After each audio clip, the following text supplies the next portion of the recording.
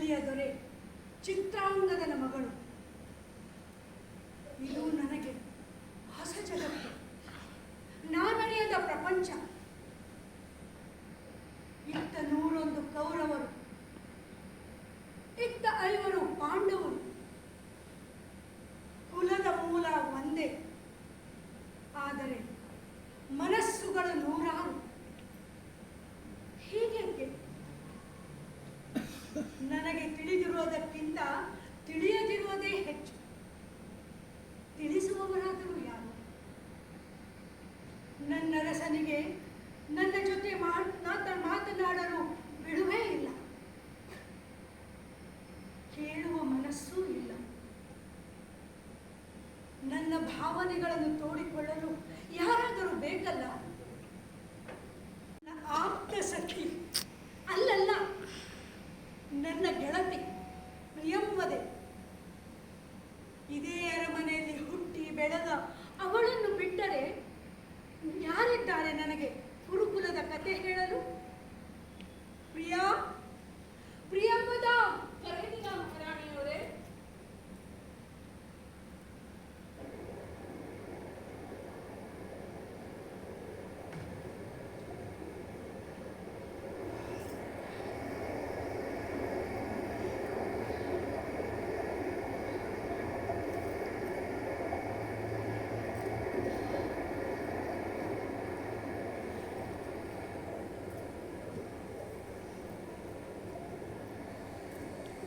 ಅದೇನು ಅವರೇ ಇವರೇ, ಅದೇನು ಬೇಕಾಗಿಲ್ಲ. ನೀನು ಅಕ್ಕ, ನಾನು ತಂಗಿ ಅಷ್ಟೇ. ಹಾಗೆಲ್ಲ ಕರೆದರೆ ನಾನು ನಿನ್ನನ್ನು ಮಾತನಾಡಿಸುವುದೇ ಇಲ್ಲ. ಛೇ ಛೇ, ಹಾಗೆಲ್ಲ ಏಕವಚನದಲ್ಲಿ ಕರೆಯುವುದುಂಟೆ? ಅದು ಈ ಸಾಮ್ರಾಜ್ಯದೊಡತಿಯನ್ನು. ಅಂದರೆ ನೀನು ನನ್ನನ್ನು ದೂರ ಮಾಡುವೆಯಾ ಪ್ರಿಯಂವದ?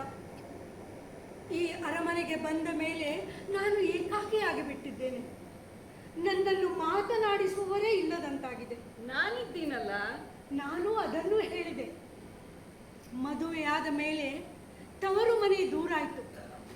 ಇಲ್ಲಿಗೆ ಬಂದ ಮೇಲೆ ಯಾರು ಹತ್ತಿರದವರಾಗಲಿಲ್ಲ. ಯಾವ ಲೆಕ್ಕಕ್ಕೂ ಇಲ್ಲದವಳಾಗಿ ಬಿಟ್ಟಿದ್ದೆ. ಹಾಗೇಕೆ ಭಾವಿಸುತ್ತಿ ಭಾನು? ಸುಮ್ಮನೆ ಏನೇನೋ ಕಲ್ಪಿಸಿಕೊಂಡು ಕೊರಗಬೇಡ. ಈಗ ಬಂದೆ. ಕಲ್ಪನೆಯಲ್ಲ ಪ್ರಿಯ, ಇದು ಕಟು ವಾಸ್ತವ. ನನ್ನ ಅತ್ತೆ ಮಾವಂದಿರು ಹೊರ ಜಗತ್ತನ್ನೇ ನೋಡಲಾರದವರು. ನನ್ನ ಯಜಮಾನನಿಗೆ ನನ್ನೊಡನೆ ಮಾತನಾಡಲು ಬಿಡುವಿಲ್ಲ. ಅವನ 2 ಕಿವಿಗಳನ್ನು ಒಂದೆಡೆ ಶಕುನಿ, ಇನ್ನೊಂದೆಡೆ ಕರ್ಣ ವಶಪಡಿಸಿಕೊಂಡು ಬಿಟ್ಟಿದ್ದಾರೆ. ನನ್ನ ಮಾತು ಕೇಳುವ ಕಿವಿಯಲ್ಲಿದೆ. ಹೆಂಡತಿಯೊಬ್ಬಳಿದ್ದಾಳೆ ಎನ್ನುವುದನ್ನೇ ಮರೆತು ಆ ಧೂರ್ತರಿಬ್ಬರ ಮಾತು ಕೇಳುತ್ತಾ, ಪಾಂಡವರ ವಿರುದ್ಧ ಕುತಂತ್ರ ಹೆಣೆಯುತ್ತಾ, ತಮ್ಮದೇ ಆದ ಬೇರೆ ಲೋಕದಲ್ಲಿ ಇರುವವರಿಂದ ನಾನು ಏನನ್ನು ಅಪೇಕ್ಷಿಸಬಹುದು ಹೇಳಕ್ಕ? ನಿಜ ಭಾನು, ನಿನ್ನ ನೋವನ್ನು ನಾನು ಅರ್ಥ ಮಾಡಿಕೊಳ್ಳಬಲ್ಲೆ. ಈ ಕುರುಕುಲಕ್ಕೆ ಅದಾವ ಶಾಪವೋ ಎಂದೂ ನೆಮ್ಮದಿಯಿಂದಿರುವುದನ್ನು ಕಂಡಿಲ್ಲ. ಆ ಶಂತನು ಮಹಾರಾಜರಿಂದ ಹಿಡಿದು ಈ ಧೃತರಾಷ್ಟ್ರ ದೊರೆಯವರೆಗೆ ಒಂದೂ ಸುಸೂತ್ರವಾಗಿ ನಡೆದಿಲ್ಲ. ಅಂದರೆ ಸ್ವಲ್ಪ ವಿವರವಾಗಿ ಹೇಳು. ನನಗೂ ಕುರುಕುಲದ ಕಥೆಯನ್ನು ಕೇಳಬೇಕಾಗಿದೆ. ಇದ್ದ ನೆಮ್ಮದಿಯನ್ನು ಹಾಳು ಮಾಡಿಕೊಳ್ಳಬೇಕೆಂದಿದ್ದರೆ ಕೇಳು, ಹೇಳುತ್ತೇನೆ. ಸಹನೆ ಬೇಕಾದಕ್ಕೂ. ನನ್ನ ಕುತೂಹಲವನ್ನು ಇನ್ನೂ ಕೆರಳಿಸುತ್ತಿರುವೆ. ನಾನು ಕುರುಕುಲಕ್ಕೆ ಸೇರಿದವಳು ತಾನೇ. ನಮ್ಮವರ ವಿಷಯ ನಾನು ಅರಿತುಕೊಳ್ಳುವುದು ಬೇಡವೇ? ಹಾಗಾದರೆ ಸಿದ್ಧಳಾಗು ಅಪ್ರಿಯ ಸತ್ಯವನ್ನು ಕೇಳಲಿಕ್ಕೆ. ಪ್ರಿಯಮ್ಮದೆ, ಅಪ್ರಿಯವಾದುದನ್ನು ಹೇಳುವುದೇ ಒಂದು ವಿಶೇಷ. ಹೇಳು, ಕೇಳಿಯೇ ಬಿಡೋಣ. ಆಯಿತು, ಶಂತನು ಮಹಾರಾಜರಿಂದಲೇ ಕಥೆ ಆರಂಭಿಸೋಣ. ಆತ ದೇಶ ಆಳುತ್ತಿದ್ದಾಗ ಒಮ್ಮೆ ಗಂಗಾ ತೀರದಲ್ಲಿ ಒಬ್ಬ ಅಪ್ರತಿಮ ಸುಂದರಿ ಕಾಣಿಸಿಕೊಳ್ಳುತ್ತಾಳೆ. ಅವಳ ಸೌಂದರ್ಯಕ್ಕೆ ಮರುಳಾದ ರಾಜ ನನ್ನನ್ನು ಮದುವೆ ಆಗುತ್ತೀಯಾ ಎಂದು ಕೇಳುತ್ತಾನೆ. ಚೆಲುವಾಗಿ ಕಂಡದ್ದೆಲ್ಲವೂ ಬೇಕು ಈ ಅರಸರಿಗೆ. ಸುಮ್ಮನೆ ಕೇಳು. ಕೆಲವು ನಿರ್ಬಂಧನೆಗಳೊಡನೆ ಆ ಚೆಲುವೆ ಮದುವೆ ಆಗಲು ಒಪ್ಪುತ್ತಾಳೆ. ತನ್ನನ್ನು ಏನು ಕೇಳುವ ಹಾಗಿಲ್ಲ, ತಾನೇನು ಮಾಡಿದರೂ ಪ್ರಶ್ನಿಸುವ ಹಾಗಿಲ್ಲ. ಹಾಗೇನ ಏನಾದರೂ ಪ್ರಶ್ನಿಸಿದರೆ ತಕ್ಷಣ ಹೊರಟು ಹೋಗುತ್ತೇನೆ ಎಂಬ ಷರತ್ತು. ಒಪ್ಪಿದನ ಅರಸ. ಒಪ್ಪದೆ ಏನು ಮಾಡುತ್ತಾನೆ? ಅವನಿಗೆ ಬೇಕಾಗಿದ್ದು ಆ ಚೆಲುವೆ ಅಲ್ಲವೇ? ಮುಂದೆ ಮದುವೆ ಆಯಿತು, ಒಂದು ಮಗು ಹುಟ್ಟಿತು. ಮಗು ಹುಟ್ಟಿದ ತಕ್ಷಣ ಅವಳದನ್ನು ಕೊಂಡೊಯ್ದು ಗಂಗಾ ನದಿಗೆ ಎಸೆದಳು. ಸಿಟ್ಟಾಗಲಿಲ್ಲವೇ ರಾಜ? ಸಿಟ್ಟಾದರೆ ಆ ಚೆಲುವೆ ಹೊರಟು ಹೋಗುತ್ತಾಳಲ್ಲ. ತನ್ನ ಸಿಟ್ಟನ್ನು ನುಂಗಿಕೊಂಡ ರಾಜ 2, 4, 6, 8 ಮಕ್ಕಳೆಲ್ಲ ಹೀಗೇ ಗಂಗಾ ನದಿಯ ಪಾಲಾದವು. 9ನೆಯದಾಗಿ ಹುಟ್ಟಿದ ಮಗುವನ್ನು ಗಂಗಾ ನದಿಗೆ ಎಸೆಯಲು ಹೊರಟಾಗ ರಾಜ ತಾಳ್ಮೆ ಕಳೆದುಕೊಂಡು ಅವಳನ್ನು ತಡೆದು ನಿಲ್ಲಿಸಿ, ಹೀಗೇಕೆ ಮಾಡುತ್ತಿರುವಿ ನೀನು? ನೀನೇ ಹೆತ್ತ ಮಗುವನ್ನು ನಿನ್ನ ಮನಸ್ಸಾದರೂ ಹೇಗೆ ಬಂತು? ಇನ್ನು ಕೊಲ್ಲಲಿಕ್ಕೆ ಮನಸ್ಸಾದರೂ ಹೇಗೆ ಬಂತು ಎಂದು ಕೇಳಿದ. ಅವಳಿಗೂ ಅಷ್ಟೇ ಬೇಕಾಗಿತ್ತು. ಆ 9ನೆಯ ಮಗುವನ್ನು ಅವನ ಕೈಗಿತ್ತು. ಇನ್ನು ನಮ್ಮಿಬ್ಬರ ಸಂಬಂಧ ತೀರಿತು ಎಂದಳಲ್ಲದೆ, ನಾನು ಜನ್ಮು ಋಷಿಯ ಮಗಳು ಗಂಗೆ. ಈ ನದಿಗೆ ಎಸೆದ 8 ಮಕ್ಕಳು ವಶಿಷ್ಠರ ಶಾಪಕ್ಕೊಳಗಾದ ಅಷ್ಟವಸುಗಳು. ಅವರ ಶಾಪ ವಿಮೋಚನೆಗಾಗಿ ಹೀಗೆ ಮಾಡಬೇಕಾಯಿತು. ಈ 9ನೆಯದಾಗಿ ಹುಟ್ಟಿದ ಮಗುವನ್ನು ನಿನಗೆ ಒಪ್ಪಿಸಿ ಹೋಗುತ್ತೇನೆ. ಈತ ಲೋಕ ಪ್ರಸಿದ್ಧ ವ್ಯಕ್ತಿಯಾಗುತ್ತಾನೆ ಎಂದು ಹೇಳಿ ಅದೃಶ್ಯಳಾದಳು. ಹಾಗೆ ಉಳಿದುಕೊಂಡ ಮಗುವೆ ಭೀಷ್ಮ ಪಿತಾಮಹ, ಈ ನಮ್ಮ ಕುರುಕುಲವನ್ನು ನೋಡಿಕೊಳ್ಳುತ್ತಿರುವವನು. ಬಹಳ ಸ್ವಾರಸ್ಯಕರವಾಗಿದೆ ನಮ್ಮ ತಾತನ ಕಥೆ. ಆದರೆ ಇನ್ನು ಶಂತನು ಮಹಾರಾಜನ ಕಥೆಯೇ ಮುಗಿದಿಲ್ಲವಲ್ಲ. ಅಂದರೆ ಮುಂದೆ ಶಂತನು ಮಹಾರಾಜ ಒಮ್ಮೆ ಗಂಗಾ ನದಿ ದಾಟುವಾಗ ದೋಣಿ ನಡೆಸುತ್ತಿದ್ದ ಬೆಸ್ತರ ಕನ್ಯೆಯೊಬ್ಬಳನ್ನು ಕಂಡು ಮೋಹಿಸಿ ಅವಳ ತಂದೆಯನ್ನು ಒಪ್ಪಿಸಿ ಮದುವೆಯಾಗ ಬಯಸಿದ. ಆ ಬೆಸ್ತರಾಧಿಪತಿ ಒಂದು ಷರತ್ತು ಹಾಕಿದ. ನನ್ನ ಮಗಳಿಗೆ ಹುಟ್ಟಿದ ಮಗುವಿಗೆ ರಾಜಭಾರ ಕೊಡಬೇಕು ಎಂದು. ಒಪ್ಪಿದನ ರಾಜ. ನ್ಯಾಯವಾಗಿ ಭೀಷ್ಮನಿಗೆ ಸಿಗಬೇಕು ಆ ಪಟ್ಟ. ತಂದೆಯ ತೊಳಲಾಟ ಕಂಡು ಭೀಷ್ಮ ಸ್ವತಃ ತಾನು ಅಜನ್ಮ ಬ್ರಹ್ಮಚಾರಿಯಾಗಿ ಉಳಿದು ಎಂದೂ ಸಿಂಹಾಸನವನ್ನೇರುವುದಿಲ್ಲವೆಂದು ವಚನ ನೀಡಿದ. ಕುರುವಂಶ ಮುಂದುವರಿಯುವುದು ಮುಖ್ಯ ತಾನೆ. ಮುಂದೇನಾಯಿತು? ಸತ್ಯವತಿ ಅಂದರೆ ಆ ಬೆಸ್ತರ ಕನ್ಯೆ ಶಂತನು ಮಹಾರಾಜರಿಗಿಂತ ಮೊದಲು ಪರಾಶರ ಮಹರ್ಷಿಗಳಿಂದ ಒಂದು ಮಗುವನ್ನು ಪಡೆದಿದ್ದಳು. ಪರಾಶರರು ಮತ್ಸ್ಯಗಂಧಿನಿಯನ್ನು ಸುಗಂಧಿನಿಯನ್ನಾಗಿ ಮಾಡಿ ಮರಳಿ ಕನ್ಯತ್ವ ಪಡೆಯುವಂತೆ ಮಾಡಿದ್ದರು. ಅವಳಿಗೆ ಹುಟ್ಟಿದ ಮಗುವೆ ಕೃಷ್ಣ ದ್ವೈಪಾಯನ ವ್ಯಾಸರು. ಇದೇನೇ ಪ್ರಿಯಮೋದೆ, ಏನೇನೋ ಚಿತ್ರ ವಿಚಿತ್ರ ಕಥೆಗಳನ್ನು ಹೇಳುತ್ತಿದ್ದೀಯಲ್ಲ. ನಾನೀಗ ಹೇಳುವುದು ಚಿತ್ರ ವಿಚಿತ್ರರ ಕಥೆಯನ್ನೇ. ಶಂತನು ಮಹಾರಾಜರಿಗೆ ಹುಟ್ಟಿದ 2 ಮಕ್ಕಳ ಹೆಸರು ವಿಚಿತ್ರವೀರ್ಯ ಮತ್ತು ಚಿತ್ರವೀರ್ಯ, ಅರ್ಥಾತ್ ಚಿತ್ರಾಂಗದ. ಆದರೆ ಅವರಿಬ್ಬರಿಂದಲೂ ಸಂತಾನ ಬೆಳೆಯಲಿಲ್ಲ. ಚಿತ್ರವೀರ್ಯ ಓರ್ವ ಗಂಧರ್ವನೊಡನೆ ಸೆಣಸಾಡಿ ಪ್ರಾಣ ಬಿಟ್ಟ. ಇನ್ನು ವಿಚಿತ್ರವೀರ್ಯನಿಗೆ ಎಂದೂ ಗುಣವಾಗದಂತ ಕಾಯಿಲೆ ಆಯಿತು. ಛೇ, ಆತ ಅತಿ ಕಾಮಿಯಾಗಿದ್ದನಂತೆ. ನಿಜಕ್ಕೂ ಈ ಕುರುಕುಲದ ಕಥೆ ವಿಚಿತ್ರವಾಗಿದೆ. ಅದು ಅಲ್ಲಿಗೆ ಮುಗಿಯಲಿಲ್ಲ. ಅದಕ್ಕೆ ಅಂಬೆಯ ಕಥೆಯೂ ಸೇರಿಕೊಂಡಿತು. ಅಂಬೆಯ ಆತ್ಮಾಹುತಿ ಕಥೆಯನ್ನು ಸ್ವಲ್ಪ ಕೇಳಿದ್ದೇನೆ. ಈ ಪುರುಷರ ಪ್ರತಿಷ್ಠೆಯ ತಿಕ್ಕಾಟದಲ್ಲಿ ಒಂದು ಹೆಣ್ಣು ಜೀವದ ಬದುಕು ಕಮರಿ ಹೋಯಿತಲ್ಲ, ಅನ್ಯಾಯವಲ್ಲವೇ ಇದು? ಈ ಪ್ರಕರಣದಲ್ಲಿ ತಪ್ಪು ಯಾರದು ಎಂದು ನಿರ್ಧರಿಸುವುದು ಹೇಗೆ ಭಾನು? ಮೂವರೂ ಒಂದೊಂದು ತಪ್ಪು ಮಾಡಿದ್ದಾರೆ ಎಂದೆನಿಸುತ್ತದೆ. ಅದು ಹೇಗೆ ಪ್ರಿಯ? ಸ್ವಯಂವರಕ್ಕೆ ಹೋಗಬೇಕಾದವನು ಚಿತ್ರವೀರ್ಯವಲ್ಲವೇ? ಮದುವೆಯೇ ಆಗಲಾರದ ಭೀಷ್ಮನಿಗೆ ಹೋಗಿದ್ದು? ಯಾಕೆಂದರೆ ವಿಚಿತ್ರವೀರ್ಯ ದುರ್ಬಲನಾಗಿದ್ದ. ಆತನಿಗೆ ಇತರ ವೀರರೊಡನೆ ಸೆಣಸಾಡುವ ಸಾಮರ್ಥ್ಯವಿರಲಿಲ್ಲ. ಅವನಿಗಾಗಿ ಹೋದದ್ದು. ಬಲಾಢ್ಯರು ಏನು ಬೇಕಾದ್ದು ಮಾಡಿ ದಕ್ಕಿಸಿಕೊಳ್ಳುತ್ತಾರೆ ಬಿಡು. ಅದಿರಲಿ, ಅಂಬೆ ತಾನು ಸಾಳ್ವನನ್ನು ಪ್ರೀತಿಸುವ ವಿಷಯವನ್ನು ಭೀಷ್ಮನಿಗೆ ಹೇಳಿದ್ದರೆ ಅವನು ಅವಳನ್ನು ಹಸ್ತಿನಾವತಿಗೆ ಕರೆದೊಯ್ಯುತ್ತಿರಲಿಲ್ಲ. ಅಂಬೆ ಏಕೆ ಸುಮ್ಮನಿದ್ದಳು? ಸಾಳ್ವನ ಸಂದೇಹ ಸಕಾರಣವಲ್ಲವೇ? ಹೇಳಲು ಅಂಬೆಗೆ ಅವಕಾಶ ದೊರಕಿರಲಿಕ್ಕಿಲ್ಲ. ಒಟ್ಟಿನಲ್ಲಿ ಆಗಬಾರದೆಲ್ಲ ಆಗಿ ಹೋಯಿತು. ಇಷ್ಟೆಲ್ಲ ಆದ ಮೇಲೂ ಸತ್ಯವತಿಗೆ ಕುರುಕುಲವನ್ನು ಮುಂದುವರೆಸುವ ದಾರಿ ಕಾಣದೆ ಭೀಷ್ಮನ ಮುಂದೆ ತನ್ನ ಆತಂಕ ಹೇಳಿಕೊಂಡಾಗ ಅಂಬಿಕೆ ಮತ್ತು ಅಂಬಾಲಿಕೆಯರಿಗೆ ಒಬ್ಬ ಸಜ್ಜನ ವ್ಯಕ್ತಿಯ ಮೂಲಕ ಸಂತಾನ ಪ್ರಾಪ್ತಿಯಾಗುವಂತೆ ಮಾಡುವುದು ಧರ್ಮಸಮ್ಮತವಾದ ಮಾರ್ಗ ಎಂದು ಭೀಷ್ಮರು ತಿಳಿಸುತ್ತಾರೆ. ಸತ್ಯವತಿ ತನ್ನ ಮಗನೇ ಆದ ಕೃಷ್ಣದ್ವೈಪಾಯನರಿಂದ ಸಂತಾನ ಪ್ರಾಪ್ತಿಗೆ ಹಾದಿ ಮಾಡಿಕೊಡುತ್ತಾಳೆ. ಆದರೆ ಅಲ್ಲಿಯೂ ಕುರುಕುಲದ ದುರ್ದೈವ ಕಾಡದೆ ಬಿಡಲಿಲ್ಲ. ಹೌದೇ? ಮತ್ತೇನಾಯಿತು ಅಂತ ಅನಾಹುತ? ವ್ಯಾಸರ ರೂಪ ಕಂಡು ಭಯದಿಂದ ಕಣ್ಣು ಮುಚ್ಚಿ ಸಮಾಗಮ ಮಾಡಿದ ಅಂಬಿಕೆಗೆ ಅಂಧ ಮಗ ಹುಟ್ಟಿದ. ಭಯದಿಂದ ಬಿಳುಚಿಕೊಂಡು ವ್ಯಾಸರನ್ನು ಕೂಡಿದ ಅಂಬಾಲಿಕೆಗೆ ಬಿಳುಪು ರೋಗದಿಂದ ಕೂಡಿದ ಮಗ ಹುಟ್ಟಿದ. ಅವರೇ ಧೃತರಾಷ್ಟ್ರ ಮತ್ತು ಪಾಂಡು. ಇನ್ನು ಗಾಂಧಾರಿ ಅಮ್ಮನಿಗೆ 100 ಮತ್ತು ಕುಂತಿ ಮಾದ್ರಿಯರಿಗೆ 50 ಮಕ್ಕಳಿದ್ದದ್ದು ನಿನಗೂ ಗೊತ್ತು. ಕುಂತಿಯಮ್ಮನಿಗೆ ಮಾದ್ರಿಯರಿಗೆ ಮಕ್ಕಳು ಹುಟ್ಟಿದ್ದು ದೂರ್ವಾಸರ ಮಂತ್ರವರಗಳಿಂದ ಎಂದು ಕೇಳಿದ್ದೇನೆ. ಹೌದು, ಯಮ, ವಾಯು, ಇಂದ್ರ ಹಾಗೂ ಅಶ್ವಿನಿ ದೇವತೆಗಳನ್ನು ಪ್ರಸನ್ನಗೊಳಿಸಿ ಪುತ್ರ ಭಾಗ್ಯ ಪಡೆದರು. ಮುಂದೆ ಅಂದರೆ ನನಗೆ ಅಚ್ಚರಿ ತಂದ ವಿಷಯ ಎಂದರೆ ಒಟ್ಟಿಗೆ ಬೆಳೆದ ಕೌರವ ಪಾಂಡವರ ಸ್ವಭಾವಗಳು ಬೇರೆ ಬೇರೆ ಆದದ್ದು. ಇಷ್ಟೊಂದು ದ್ವೇಷ ಹೇಗೆ ಬೆಳೆಯಿತು? ಪಾಂಡವರು ತಮ್ಮ ತಾಯಿ ಕುಂತಿದೇವಿಯಂತೆ ಉತ್ತಮ ಸಂಸ್ಕಾರ ಪಡೆದು ಬೆಳೆದರು. ಇನ್ನು ಕೌರವರ ಪಾಲಿಗೆ ತಂದೆ ತಾಯಿ ಇದ್ದರೂ ಇಲ್ಲದಂಥ ಪರಿಸ್ಥಿತಿ. ಸರಿ ತಪ್ಪುಗಳನ್ನು ತಿಳಿಸಿ ಸೂಕ್ತ ಮಾರ್ಗದರ್ಶನ ಮಾಡುವವರು ಸಿಗಲಿಲ್ಲ. ಇದು ನಂಬುವಂತಹ ವಿಷಯವಲ್ಲ ಬಿಡು ಪ್ರಿಯಮ್ಮದೆ. ಕುರುಕುಲದ ರಕ್ಷಣೆಯನ್ನು ಹೊತ್ತ ಭೀಷ್ಮ ಪಿತಾಮಹ, ಆಚಾರ್ಯ ದ್ರೋಣರು, ಕೃಪಾಚಾರ್ಯರು ಎಲ್ಲರೂ ಇದ್ದರಲ್ಲ, ಇದು ಅವರ ಜವಾಬ್ದಾರಿ ಆಗಿತ್ತಲ್ಲವೇ? ನೀನು ಹೇಳುವುದು ಸರಿಯೇ.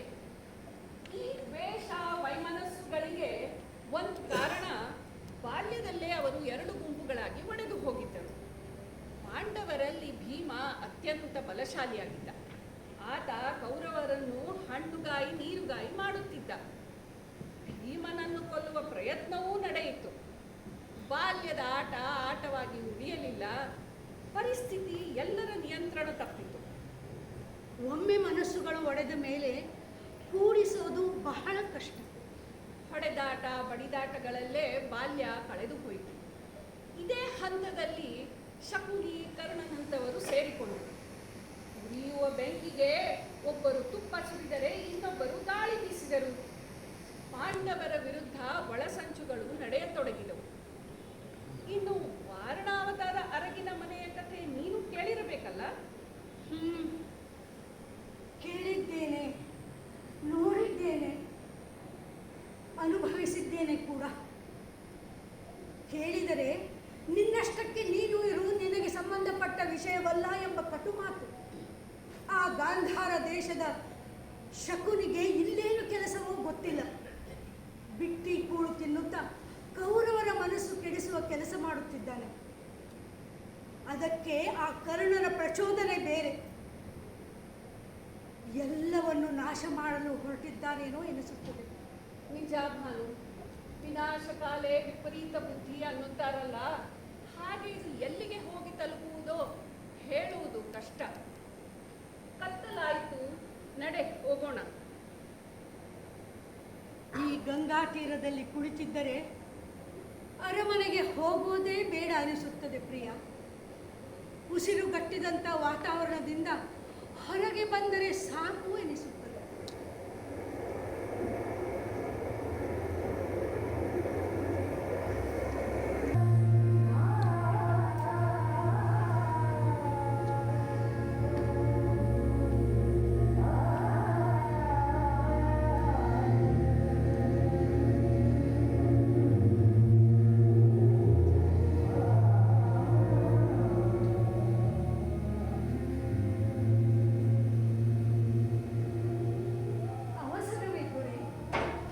ಹೌದು ಭಾನುಮತಿ, ಆ ಕೃಷ್ಣ ಪಾಂಡವರ ಪರವಾಗಿ ಸಂಧಾನಕ್ಕೆ ಬರುತ್ತಿದ್ದಾನೆ. ಪಾಂಡವರ ಪಾಲಿಗೆ ಕೊಡಬೇಕಾದ ಬಾಲನ್ನು ಕೊಡಿ ಎಂದು ಹೆಕ್ಷೆ ಕೇಳಬಹುದು. ಈ ಸಂದರ್ಭದಲ್ಲಿ ನಾವು ಏನು ಮಾಡಬೇಕು ಎಂಬುದನ್ನು ನಿರ್ಧರಿಸಬೇಕಾಗಿದೆ. ಪಾಂಡವರು ಕೇಳುತ್ತಿರುವುದು ಭಿಕ್ಷೆಯೇನಲ್ಲವಲ್ಲ, ಅವರಿಗೆ ದೊರಕಬೇಕಾದ ನ್ಯಾಯಯುತವಾದ ಪಾಲು ಅಲ್ಲವೇ? ನಾವು ಅವರಿಗೆ ಅವರಿಗೆ ಕೊಡಬೇಕಾದದ್ದು ಏನೂ ಇಲ್ಲ. ಈ ರಾಜ್ಯ ನಮ್ಮದು, ಈ ಸಂಪತ್ತು ನಮ್ಮದು. ಇದನ್ನು ಯಾರಿಗೋ ಕೊಡಲು ಗಳಿಸಿಟ್ಟದ್ದಲ್ಲ. ಪಾಂಡವರು ನಮ್ಮವರೇ ತಾನೆ, ಬೇರೆಯವರೇನಲ್ಲವಲ್ಲ. ಈ ಸಾಮ್ರಾಜ್ಯದಲ್ಲಿ ಅವರಿಗೂ ಅರ್ಧಪಾಲು ಇದ್ದೇ ಇದೆ. ಅವರಿಗೆ ವಂಚಿಸಿದರೆ ಆ ದೇವರು ಮೆಚ್ಚಲಾರ, ಪ್ರಜೆಗಳು ಮೆಚ್ಚಲಾರ.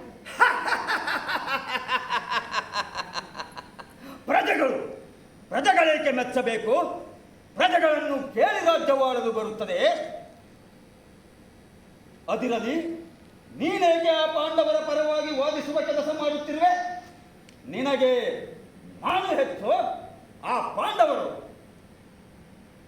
ಯಾರು ಹೆಚ್ಚು ಯಾರು ಕಡಿಮೆ ಎಂಬುವ ಪ್ರಶ್ನೆ ಅಲ್ಲ, ಯಾರದ್ದು ಸರಿ ಯಾರದ್ದು ತಪ್ಪು ಎನ್ನುವ ಪ್ರಶ್ನೆ ಇದು. ಓಹೋ, ನಮ್ಮದೇ ತಪ್ಪು ಎನ್ನುವ ಅಭಿಪ್ರಾಯವೋ ನಿನ್ನದು? ನಾನು ಹೇಳುತ್ತಿಲ್ಲ, ಜನಾಭಿಪ್ರಾಯ ಆಗಿದೆ. ದೇಶವನ್ನಾಳುವವರು ಜನಾಭಿಪ್ರಾಯಕ್ಕೂ ಬೆಲೆ ಕೊಡಬೇಕು ಅಲ್ಲವೇ ಪ್ರಭು? ಜನರು ಬೇಕಾದ್ದು ಹೇಳುತ್ತಾರೆ, ಅವರು ಹೇಳುವುದು ಹೇಳುತ್ತಿರಲಿ. ನಾವು ಮಾಡಬೇಕಾದ್ದನ್ನು ಮಾಡುತ್ತಿರುತ್ತೇವೆ. ಇಂತಹ ದುರಹಂಕಾರದಿಂದಲೇ ಹಲವು ಅರಸೊತ್ತಿಗೆಗಳು ನಾಶವಾಗಿ ಹೋಗಿರುವುದು. ಅದರಲ್ಲಿ ಈಗ ಪಾಂಡವರ ಪರವಾಗಿ ಶ್ರೀಕೃಷ್ಣ ಸಂಧಾನಕ್ಕೆ ಬರುತ್ತಿದ್ದಾನಂತೆ. ಅವನು ಶಕ್ತಿವಂತನೆಂದು, ಪವಾಡ ಪುರುಷನೆಂದು ಹೇಳುತ್ತಾರೆ. ಅಂತಹ ಮಹಾಮಹಿಮನನ್ನು ಎದುರು ಹಾಕಿಕೊಳ್ಳೋದು ಅಪಾಯವಲ್ಲವೇ ಪ್ರಭು? ಅಪಾಯ ಅದು ಈ ದುರ್ಯೋಧನನಿಗೆ. ಆ ಯಕ್ಕಸ್ಥಿತ ಗೋವಳ ನನಗೆ ಯಾವ ಲೆಕ್ಕ? ಅವನು ಬರಲಿ, ನಮ್ಮ ಶಕ್ತಿ ಏನು ಎಂಬುದನ್ನು ಅವನಿಗೆ ನಮ್ಮ ಸ್ಥಾನದಲ್ಲಿಯೇ ತೋರಿಸಿಬಿಡುತ್ತೇವೆ. ಅಂದರೆ ಪಾಂಡವರಿಗೆ ಅವರ ಪಾಲು ಕೊಡುವ ವಿಚಾರ ಇಲ್ಲ ಎಂದಾಯಿತು. ಖಂಡಿತವಾಗಿಯೂ ಇಲ್ಲ. ಸಾಮರ್ಥ್ಯವಿದ್ದರೆ ನಮ್ಮೊಡನೆ ಹೋರಾಡಿ ಪಡೆದುಕೊಳ್ಳಲಿ. 13 ವರ್ಷ ಅಖಂಡ ಹಾಗೂ ವೈಭವದ ಸಾರ್ವಭೌಮತ್ವವನ್ನು ಅನುಭವಿಸಿದ್ದೇವೆ, ಆನಂದಿಸಿದ್ದೇವೆ. ಮತ್ತು ಯಾಕೆ ಈ ದುರಾಸೆ ಪ್ರಭುವೇ? ನಮಗೆ ಅನ್ಯರಲ್ಲದ ಪಾಂಡವರಿಗೂ ಈ ಧರಣಿಯನ್ನಾಡಲು ಅವಕಾಶ ಮಾಡಿಕೊಡಿ. ಇದರಲ್ಲಿ ಈ ವಿಷಯದಲ್ಲಿ ನಾನು ಯಾರ ಮಾತನ್ನು ಕೇಳುವುದಿಲ್ಲ ಭಾನುಮತಿ. ಆ ಶಕುನಿ ಮತ್ತು ಕರ್ಣರ ಮಾತು ಬಿಟ್ಟು ಅಲ್ಲವೇ? ಹೌದು, ಅವರೇ ನನ್ನ ನಿಜವಾದ ಹಿತೈಷಿಗಳು. ಈ ದುರ್ಯೋಧನನಿಗೆ ಏನು ಬೇಕು ಎನ್ನುವುದು ಅವರಿಗೆ ಮಾತ್ರ ಗೊತ್ತು. ನಾವೇನು ನಿಮ್ಮ ಹಿತ ಬಯಸುವವರು ಅಲ್ಲವೇ? ಹಾಗಿದ್ದರೆ ನೀನು ನನಗೆ ಬೆಂಬಲ ನೀಡಬೇಕಲ್ಲವೇ? ನೀಡಬಹುದಾದ ವಿಷಯದಲ್ಲಿ ನೀಡಬಹುದು. ಆದರೆ ಪಾಂಡವರಿಗೆ ನಮ್ಮಿಂದ ಅನ್ಯಾಯವಾಗುವುದಾದರೆ ಹೇಗೆ ಬೆಂಬಲ ನೀಡಲಿ? ನಿಮ್ಮ ಹಿತ ಬಯಸುತ್ತಿರುವುದರಿಂದಲೇ ಹೇಳುತ್ತಿದ್ದೇನೆ. ಆ ಸರ್ವಶಕ್ತ ಕೃಷ್ಣನನ್ನು ಎದುರು ಹಾಕಿಕೊಳ್ಳಬೇಡಿ. ಧರ್ಮಕ್ಕೆ ಯಾವಾಗಲೂ ಜಯ ಎನ್ನುವುದನ್ನು ಮರೆಯಬೇಡಿ. ಏನು ಮಾಡಬೇಕು, ಏನು ಮಾಡಬಾರದು ಎನ್ನುವುದು ನನಗೆ ಚೆನ್ನಾಗಿ ಗೊತ್ತು. ಈ ವಿಷಯದಲ್ಲಿ ಹೆಣ್ಣು ಮಕ್ಕಳು ಮೂಗು ತೂರಿಸುವುದು ಬೇಡ. ಏದೋ ರಾಜಕಾರಣ. ಕಿವಿ ಕಚ್ಚುವವರಿರುವಾಗ ಮೂಗು ತೂರಿಸುವವರದು ಯಾವ ಲೆಕ್ಕ? ನಿಮ್ಮ ಧರ್ಮ ಪತ್ನಿಯಾಗಿ ನಿಮ್ಮನ್ನು ಎಚ್ಚರಿಸುವುದು ನನ್ನ ಕರ್ತವ್ಯ. ನನಗೆ ಅನಿಸಿದ್ದನ್ನ ನಾನು ಹೇಳಿದ್ದೇನೆ. ಕೇಳುವುದು ಬಿಡುವುದು ನಿಮ್ಮಿಷ್ಟ. ಒಳ್ಳೆಯದೋ ಕೆಟ್ಟದ್ದು ಬಂದದ್ದನ್ನು ಎದುರಿಸಲು ನಾನು ಶಕ್ತನಿದ್ದೇನೆ ಭಾನುಮತಿ. ನಿನ್ನೊಡನೆ ವ್ಯರ್ಥ ಮಾತನಾಡುತ್ತಾ ಕುಳಿತುಕೊಳ್ಳಲು ನನಗೆ ಸಮಯವಿಲ್ಲ.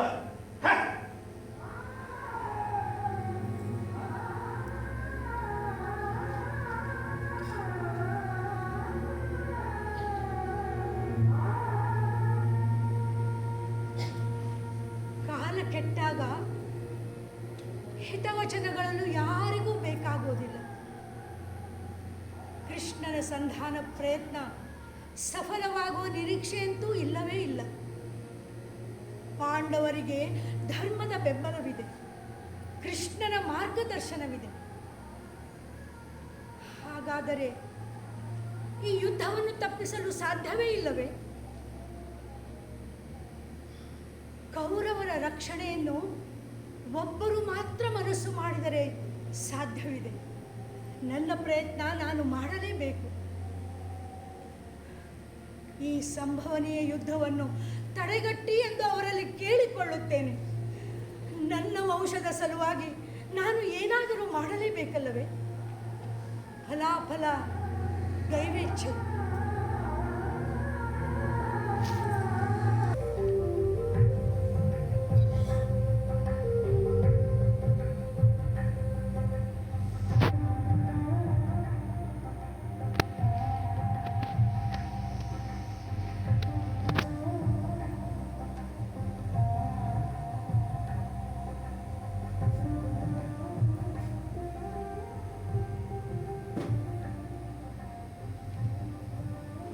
ಪೂಜ್ಯ ಭೀಷ್ಮ ಪಿತಾಮಹರಿಗೆ ಪ್ರಣಾಮಗಳು.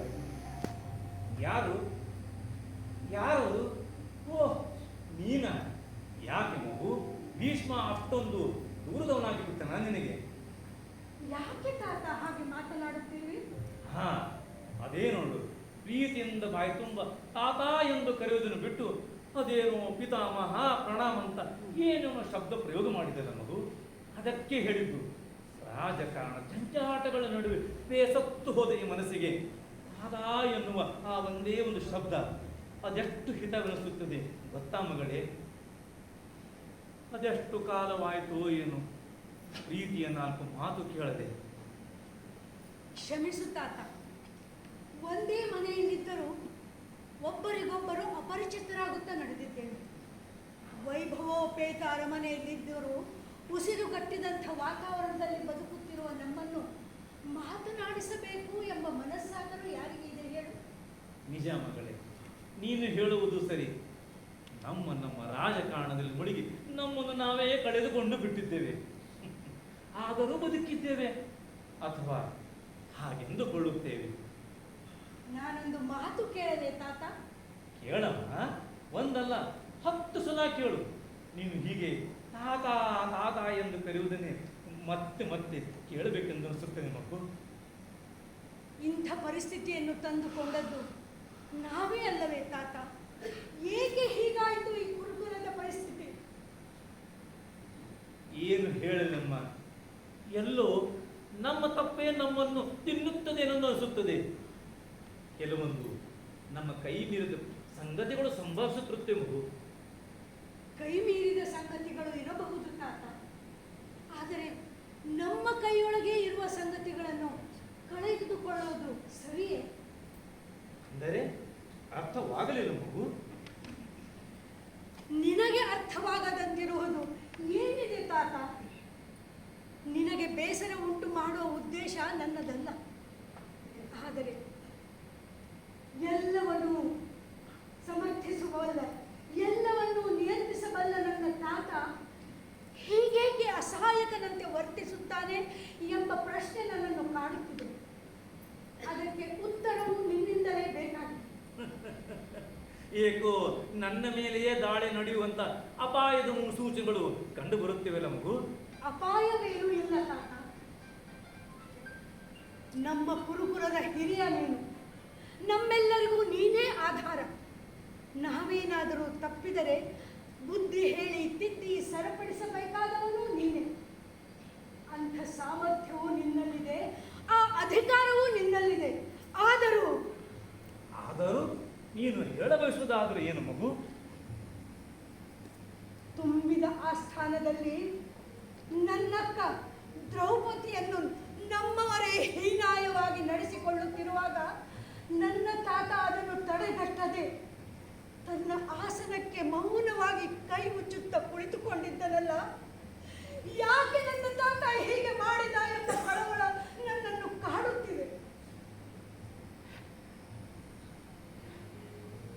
ನಾನೊಬ್ಬನೇ ಅಲ್ಲವಲ್ಲ ಮಗಳೇ. ವಿದುರ, ದ್ರೋಣ, ಕೃಪಾಚಾರ್ಯರು ಇದ್ದಾರಲ್ಲ ಅಂದಿನ ಸಭೆಯಲ್ಲಿ. ಹೌದು ತಾತ, ಬಹಳ ಜನ ಇದ್ದರು. ಆದರೆ ಎಷ್ಟು ಜನ ಇದ್ದರು ಎನ್ನುವುದಕ್ಕಿಂತ ಇದ್ದ ಜನ ಎಂಥವರು ಎನ್ನುವುದು ಮುಖ್ಯವಾಗುತ್ತದೆ ತಾನೇ. ಒಬ್ಬ ಭೀಷ್ಮ ಪಿತಾಮಹ ಇರುವುದಕ್ಕೂ ಇತರ 1000 ಜನ ಇರುವುದಕ್ಕೂ ವ್ಯತ್ಯಾಸವಾಗುವುದಿಲ್ಲವೇ ತಾತ? ಅಂದರೆ ನೀನು ಹೇಳಬಯಸುವುದಾದರೂ ಏನನ್ನು ಮಗು? ಎಲ್ಲ ಸಮಯಕ್ಕೂ ಮೌನ ಬಂಗಾರವೆನಿಸದು ತಾತ. ಕೆಲವೊಮ್ಮೆ ಮೌನ ಅಪಾಯಕಾರಿಯೂ ಆಗಬಲ್ಲದು. ಪಾಂಡವರ ಪತ್ನಿ ಪಾಂಚಾಲಿಯನ್ನು ಸಭೆಗೆ ಎಳೆತಂದು ಅವಳ ಸೀರೆಯನ್ನು ಸೆಳೆಯುವ ನೀಚ ಕೃತ್ಯಕ್ಕೆ ಕೈ ಹಾಕಿದಾಗ ಶಕುನಿ ಕರ್ಣಾದಿಗಳು ಅದನ್ನು ನೋಡುತ್ತಾ ಅಟ್ಟಹಾಸಗೈಯುತ್ತಿದ್ದಾಗ ಅಲ್ಲಿ ಕುಳಿತ ಮಹಾ ಹಿರಿಯರೆಲ್ಲ ತಲೆ ತಗ್ಗಿಸಿ ಮೌನರಾಗಿದ್ದರಲ್ಲ. ಇದು ಒಂದು ಹೆಣ್ಣಿನ ಮಾನಭಂಗವಾಗಿರಲಿಲ್ಲ, ಸಮಸ್ತ ಕುರುಕುಲದ ಮಾಲಿನಿಯರ ಮಾನಭಂಗವಾಗಿತ್ತು. ಹಸ್ತಿನಾವತಿಯ ಸಾಮ್ರಾಜ್ಯದ ಸಮಸ್ತ ನಾರಿ ಕುಲಕ್ಕೆ ಮಾಡಿದ ಅಪಚಾರವಾಗಿತ್ತು ತಾತ. ನೀನು ಹೇಳುವುದರಲ್ಲೂ ಸತ್ಯವಿದೆ ಮಗಳೇ. ಒಪ್ಪದಿರಲಾರೆ. ಆ ದುಷ್ಕೃತ್ಯವನ್ನು ನಾನು ಸಮರ್ಥಿಸುತ್ತೇನೆಂದು ಭಾವಿಸಬೇಡ. ಎಲ್ಲರೂ ತಪ್ಪಿ ನಡೆದಿದ್ದಾರೆ, ಅದರಲ್ಲಿ ಏನೂ ಸಂಶಯವಿಲ್ಲ. ನಾವು ಧರ್ಮ ಸಂಕಟದಲ್ಲಿ ಸಿಲುಕಿಕೊಂಡಿದ್ದೆವು. ಆ ಉನ್ಮತ್ತರು ಯಾರ ಮಾತನ್ನೂ ಕೇಳುವ ಪರಿಸ್ಥಿತಿಯಲ್ಲಿರಲಿಲ್ಲ. ನಾವು ಹೇಳುವುದನ್ನೆಲ್ಲ ಹೇಳಿದ್ದೇವೆ ಮಗಳೇ. ನಾನು ಈ ಮಾತನ್ನು ಒಪ್ಪುವುದಿಲ್ಲ ತಾತ. ಅಂದು ನೀನು ಸಭೆಯಲ್ಲಿ ಆಡಿದ ಪ್ರತಿಯೊಂದು ಶಬ್ದವೂ ನನಗೆ ನೆನಪಿನಲ್ಲಿದೆ. ಧರ್ಮದ ಸ್ವರೂಪವು ಬಹಳ ಸೂಕ್ಷ್ಮವಾದುದು. ಲೋಕದಲ್ಲಿ ಬಲಾಢ್ಯನಾದವನು ಯಾವುದನ್ನು ಧರ್ಮ ಎಂದು ಒಪ್ಪಿಕೊಳ್ಳುತ್ತಾನೋ ಅದೇ ಧರ್ಮವೆನಿಸಿಕೊಳ್ಳುತ್ತದೆ. ಧರ್ಮವನ್ನು ಬಲ್ಲ ದ್ರೋಣ ಮುಂತಾದವರು ಜೀವವಿಲ್ಲದ ದೇಹಗಳಂತೆ ಕುಳಿತುಕೊಂಡಿದ್ದರು ಎಂದು ಹೇಳಿದೆಯಲ್ಲ, ಇದು ಯಾರಾದರೂ ಒಪ್ಪತಕ್ಕ ಮಾತು ಎಂದು ನನಗೆ ಅನಿಸುವುದಿಲ್ಲ. ನಾನು ಹೇಳಿದ್ದರಲ್ಲಿ ತಪ್ಪೇನೇನು ಮಗಳೇ? ಸಿಟ್ಟು ಮಾಡಬೇಡ ತಾತ. ಸಮಸ್ತ ಗುರುಕುಲದ ಯೋಗಕ್ಷೇಮದ ಜವಾಬ್ದಾರಿಯನ್ನು ಹೊತ್ತ ನಿನ್ನಲ್ಲಿ ಆ ಕೌರವರನ್ನು ತಡೆಗಟ್ಟುವ ಸಾಮರ್ಥ್ಯ ಶಕ್ತಿಗಳು ಇದ್ದವು. ಅಂದು ನೀನು ಆ ಸಭೆಯಲ್ಲಿ ನಿನ್ನ ಪರಮಾಧಿಕಾರವನ್ನು ಯಾಕೆ ಉಪಯೋಗಿಸಲಿಲ್ಲ? ಧರ್ಮದ ವಿಷಯದಲ್ಲಿ ಆ ದ್ರೋಣ ಕುರ್ಬರತ್ತ ಕೈ ತೋರಿಸಿದ್ದು ಎಷ್ಟರ ಮಟ್ಟಿಗೆ ಸರಿ?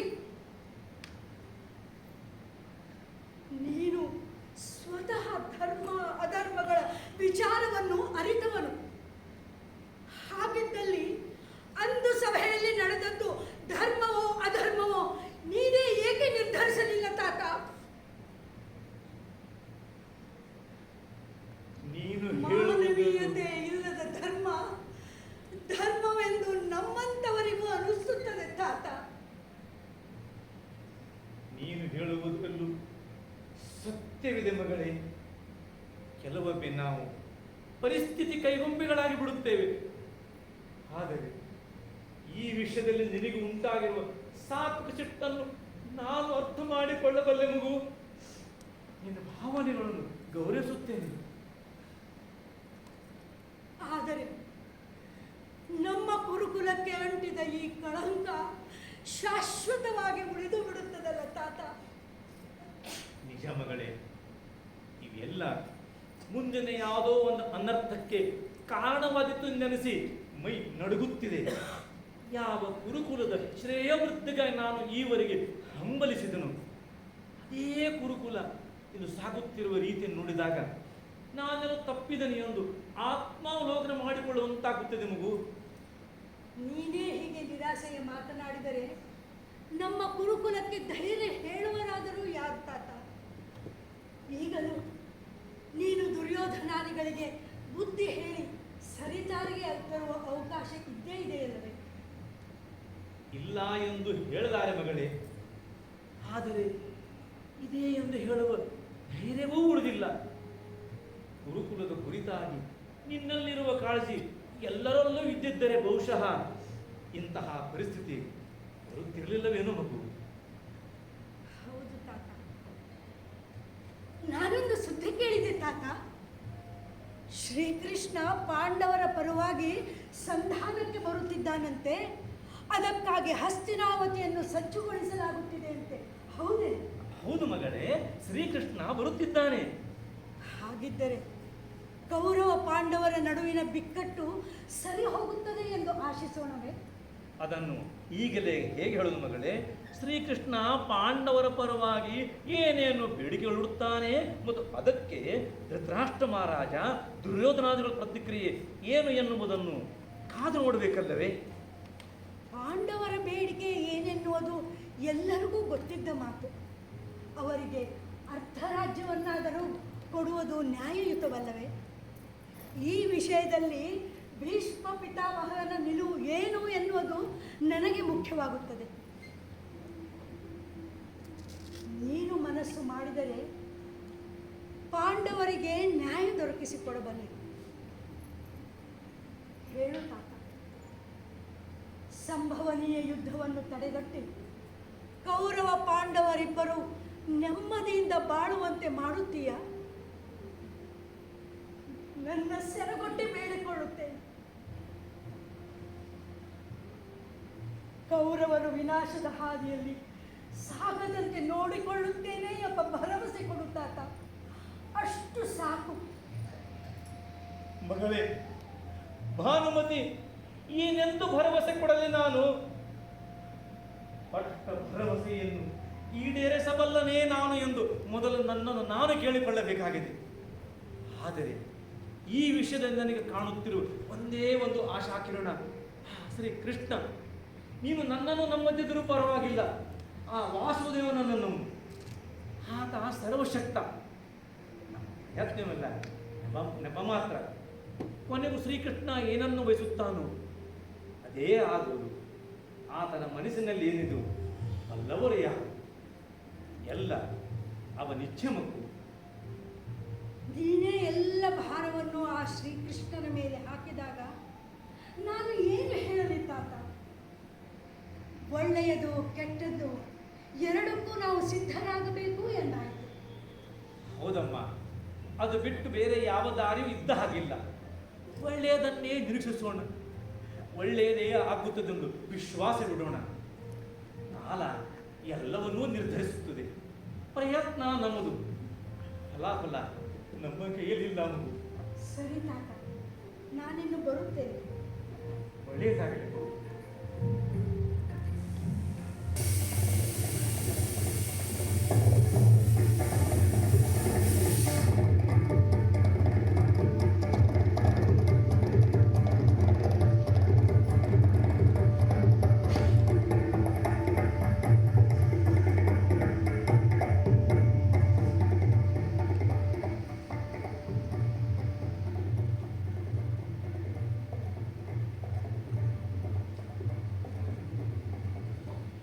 ಕೃಷ್ಣ, ನೀನು ಬಂದ ಉದ್ದೇಶವನ್ನು ನಾನು ಬಲ್ಲೆ. ಆ ಪಾಂಡವರ ದೂತನಾಗಿ ಬಂದ ನೀನು ಆ ದಾಸಿಪುತ್ರ ವಿದುರನ ಮನೆಗೆ ಹೋದದ್ದು ಎಷ್ಟರ ಮಟ್ಟಿಗೆ ಸರಿ? ನಮ್ಮನ್ನು ಅವಮಾನಿಸಲೆಂದೇ ನೀನು ಹಾಗೆ ಮಾಡಿದ್ದಲ್ಲವೇ? ದುರ್ಯೋಧನ, ಎಲ್ಲಿ ಧರ್ಮವಿರುತ್ತದೆಯೋ, ಎಲ್ಲಿ ಸಜ್ಜನರಿರುತ್ತಾರೋ ಅಲ್ಲಿಯೇ ನಾನಿರುತ್ತೇನೆ. ಅಂದರೆ ನಾವೆಲ್ಲ ಅಧರ್ಮಿಗಳು, ದುಷ್ಟರು ಎಂದು ನಿನ್ನ ಅಭಿಪ್ರಾಯವೋ? ಅದನ್ನ ನೀನೇ ನಿನ್ನ ನಡತೆಯ ಮೂಲಕ ಸಿದ್ಧಪಡಿಸಿ ತೋರಿಸಬೇಕಾಗಿದೆ. ನಾನು ಬಂದ ಉದ್ದೇಶ ನಿನಗೆ ತಿಳಿದಿದೆ ಎಂದಾದರೆ ಸರಿ. ಪಾಂಡವರಿಗೆ ನ್ಯಾಯಯುತವಾಗಿ ಏನು ಸಲ್ಲಬೇಕು ಅದನ್ನು ಕೊಟ್ಟು ಬಿಟ್ಟರೆ ಎಲ್ಲವೂ ಮುಗಿದು ಹೋಗುತ್ತದೆ. ನಾವು ಅವರಿಗೆ ಕೊಡಬೇಕಾದದ್ದು ಏನೂ ಇಲ್ಲ, ಅವರು ತೆಗೆದುಕೊಳ್ಳಬೇಕಾದದ್ದು ಏನೂ ಇಲ್ಲ. ಈ ನಮ್ಮ ರಾಜ್ಯವನ್ನು ಹರಿದು ಹಂಚಿ ಯಾರ್ಯಾರಿಗೋ ಕೊಡುವ ವಿಚಾರ ನಮಗಿಲ್ಲ. ದುರ್ಯೋಧನ, ಪಾಂಡವರ ಪರಿಚಯರಲ್ಲ, ಪರಿಚಿತರೂ ಅಲ್ಲ. ನೀವೆಲ್ಲ ಒಡಹುಟ್ಟಿದ ದಾಯಾದಿಗಳು. ನಿನಗಿರುವಂತೆ ಹಕ್ಕು ಅಧಿಕಾರ ಅವರಿಗೂ ಇದೆ.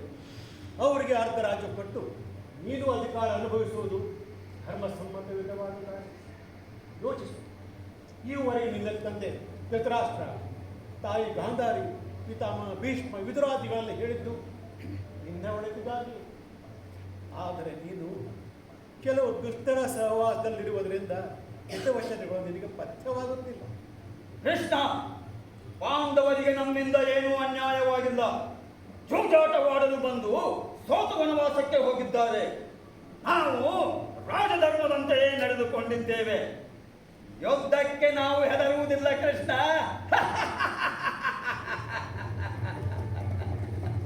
ನೀನು ಹೇಳಿದಂತೆ ಅರ್ಧರಾಜ್ಯ ಆಗಿರಲಿ, ಒಂದು ಕರಳೂರುವಷ್ಟು ನೆಲವನ್ನು ನಾವು ಕೊಡಲಾರೆವು. ವಿನಾಶಕಾಲೇ ವಿಪರೀತ ಬುದ್ಧಿ. ವಿನಾಶಕಾಲ ಬಂದಾಗ ಬುದ್ಧಿ ವಿಪರೀತ ಸ್ವರೂಪ ಪಡೆದುಕೊಳ್ಳುತ್ತದೆ, ವಿವೇಕ ಮಾಯವಾಗುತ್ತದೆ. ಹಿರಿಯರ ಮಾತನ್ನು ಧಿಕ್ಕರಿಸಿ ನಿಂದ ವಿನಾಶದ ಹಾದಿಯನ್ನು ನೀನೇ ತೆರೆದುಕೊಳ್ಳುತ್ತಿರು. ಕೊನೆಗೂ ಧರ್ಮಕ್ಕೆ ಜಯ ಎನ್ನುವುದನ್ನು ಮರೆಯದು. ಕರ್ಣ, ಶಕುನಿ, ದುಶ್ಯಾಸನಂತವರು ಎಂದಾದರೂ ನಿನಗೆ ಗೆಲುವು ತಂದುಕೊಡಲು ಸಾಧ್ಯವೇ?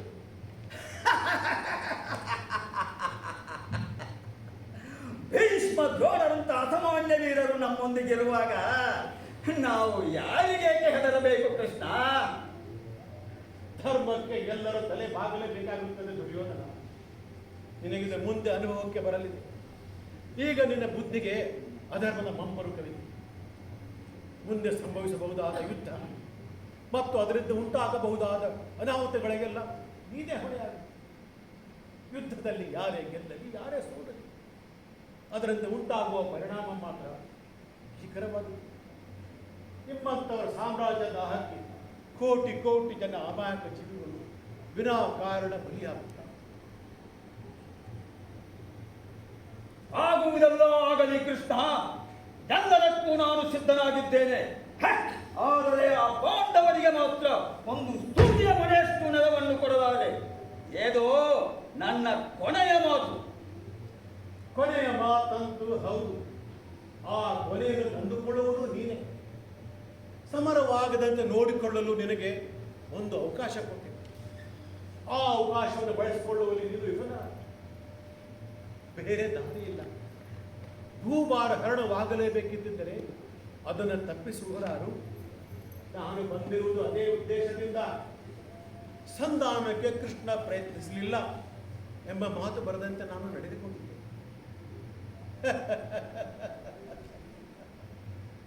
ದುರ್ಯೋಧನ, ನನ್ನನ್ನು ಬಂಧಿಸುವ ವ್ಯರ್ಥ ಪ್ರಯತ್ನವನ್ನು ನೀನು ಮಾಡಿದ್ದೀಯ.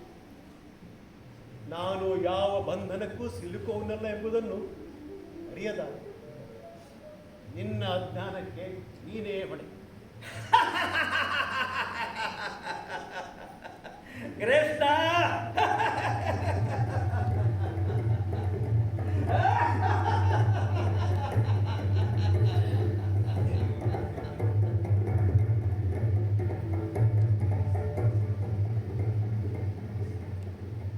ಸಮರವೋ ಸಂಧಾನವೋ ಎಂಬ ಹಲವರ ಕುತೂಹಲಕ್ಕೆ ಈಗ ತೆರೆ ಬಿದ್ದಂತಾಗಿದೆ. ತಾಯಿ ಕುಂತಿದೇವಿ ಕ್ಷತ್ರಿಯ ಧರ್ಮ ಪಾಲಿಸುವಂತೆ ಮಗ ಯುಧಿಷ್ಠಿರನಿಗೆ ಸಂದೇಶ ನೀಡಿದ್ದಾಳೆ. ಯುದ್ಧ ಬೇಡವೇ ಬೇಡ ಎನ್ನುವ ಮನಸ್ಥಿತಿಯುಳ್ಳ ಯುಧಿಷ್ಠಿರನಿಗೆ ತಾಯಿಯ ಸಂದೇಶ ಅರ್ಥವಾಗುವಂತೆ ತಿಳಿಸಿ ಹೇಳಬೇಕಾಗಿದೆ. ನನ್ನ ತಂಗಿ ದ್ರೌಪದಿಯ ಆಸೆಯನ್ನು ಈಡೇರಿಸುವುದು ನನ್ನ ಕರ್ತವ್ಯ. ಭೀಮ, ಅರ್ಜುನ, ನಕುಲ ಸಹದೇವರ ಚಡಪಡಿಸುವ ಕೈಗಳಿಗೆ ಕೆಲಸ ಕೊಡಬೇಕಾಗಿದೆ. ಧರ್ಮದ ಹಾದಿಯಲ್ಲಿ ಸಾಗುವವರನ್ನು ಧರ್ಮವೇ ರಕ್ಷಿಸುತ್ತದೆ. ಅಧರ್ಮಿಗಳು ತಮ್ಮ ವಿನಾಶದ ಹಾದಿಯನ್ನು ತಾವೇ ನಿಲ್ಲಿಸಿಕೊಳ್ಳುತ್ತಾರೆ. ಕಾಲಾಯ ತಸ್ಮೈ ನಮಃ.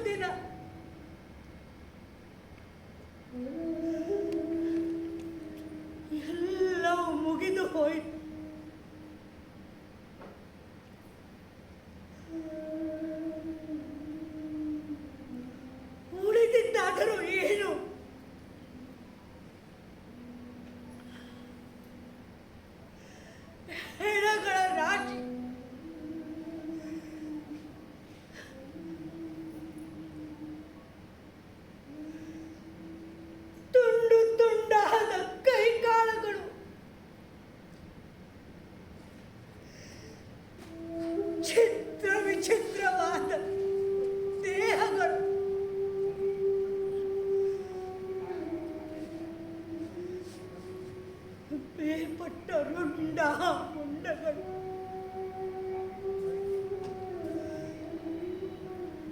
ಹೊರಚೆಲ್ಲಿದ ಕರುಳುಗಳು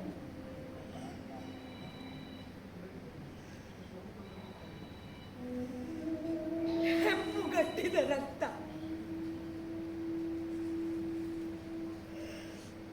ಮಾಂಸದ ಮುದ್ದೆ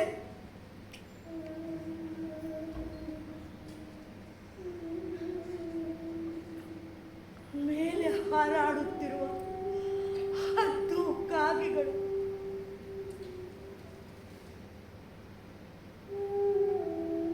ದೇಹವನ್ನು ಹರಿದು ತಿನ್ನುತ್ತಿರುವ ನರಿ ನಾಯಿಗಳು ಛೇ, ಏನಾಗಿ ಹೋಯಿತು ಪ್ರಿಯ, ಇದೆಲ್ಲ ಏನಾಗಿ ಹೋಯಿತು? ಸಮಾಧಾನ ಮಾಡಿಕೋ ಭಾನು, ಸಮಾಧಾನ ಮಾಡಿಕೋ. ಇನ್ನೆಲ್ಲಿಯ ಸಮಾಧಾನ, ಇನ್ನೆಲ್ಲಿಯ ನೆಮ್ಮದಿ?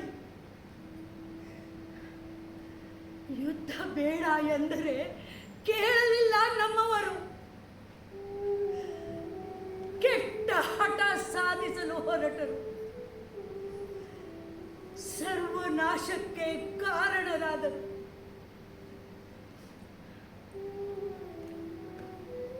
ಈಗಲಾದರೂ ಆ ಶಕುನಿ ಕರ್ಣರ ಆತ್ಮಕ್ಕೆ ತೃಪ್ತಿಯಾಗಿರಬಹುದು. 18 ದಿನಗಳಲ್ಲಿ 18 ಅಕ್ಷೋಹಿಣಿ ಸೈನಿಕರು ಬಲಿಯಾದರಲ್ಲ.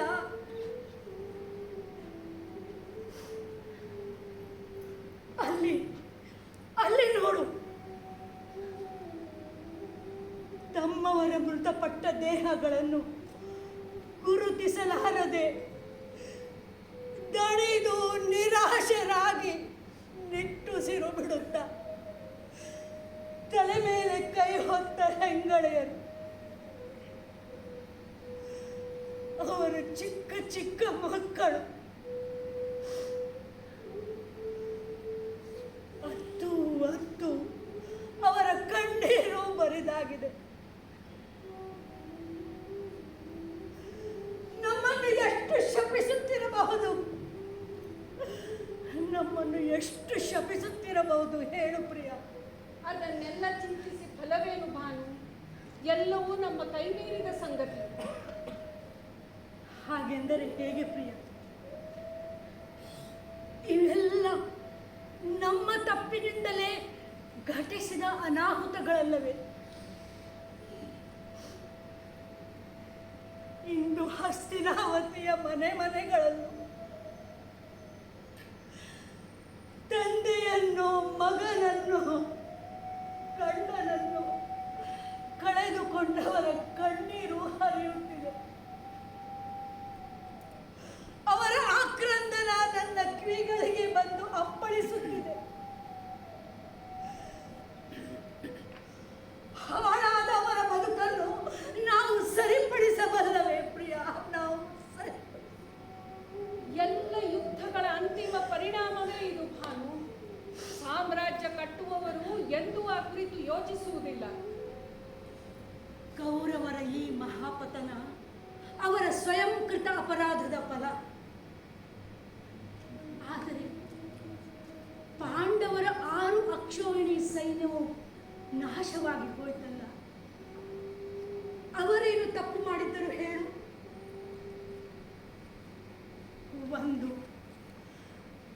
ಒಂದು ಸಣ್ಣ ನೆಲದ ತುಣುಕಿಗಾಗಿ ನಾವು ಏನೆಲ್ಲ ಮಹಾಪರಾಧ ಮಾಡುತ್ತೇವೆ ಹೇಳು? ಕೆಲವೊಂದು ಸಂಗತಿಗಳು ನೆನಪಾದಾಗ ಅವು ಮನಸ್ಸಿಗೆ ಮುಳ್ಳಿನಂತೆ ಚುಚ್ಚುವುದು ಸುಳ್ಳಲ್ಲ. ಅಂದರೆ ಅರ್ಥವಾಗಲಿಲ್ಲ ಭಾನು.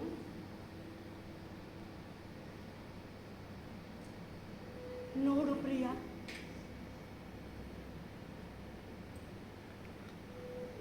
ನಮ್ಮವರೇ ಆದ ನಮ್ಮ ಜೊತೆಗಿದ್ದ ಭೀಷ್ಮ ದ್ರೋಣಾದಿಗಳು ನಮ್ಮೊಂದಿಗಿದ್ದು ಆ ಪಾಂಡವರಿಗೆ ಹಿತ ಕಾಪಾಡುವ ಕೆಲಸ ಮಾಡಿದರೆ ಎಂಬ ಸಂಶಯ ನನಗೆ.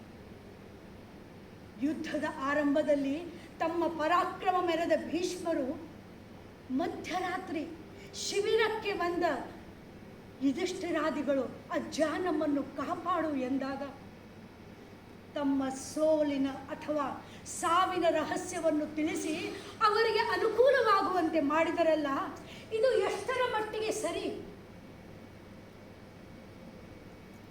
ಅವರನ್ನೇ ನಂಬಿಕೊಂಡಿದ್ದ ಕೌರವರಿಗೆ ವಿಶ್ವಾಸದ್ರೋಹ ಆಗಲಿಲ್ಲವೇ ಎನ್ನುವುದೇ ನನ್ನ ಪ್ರಶ್ನೆ.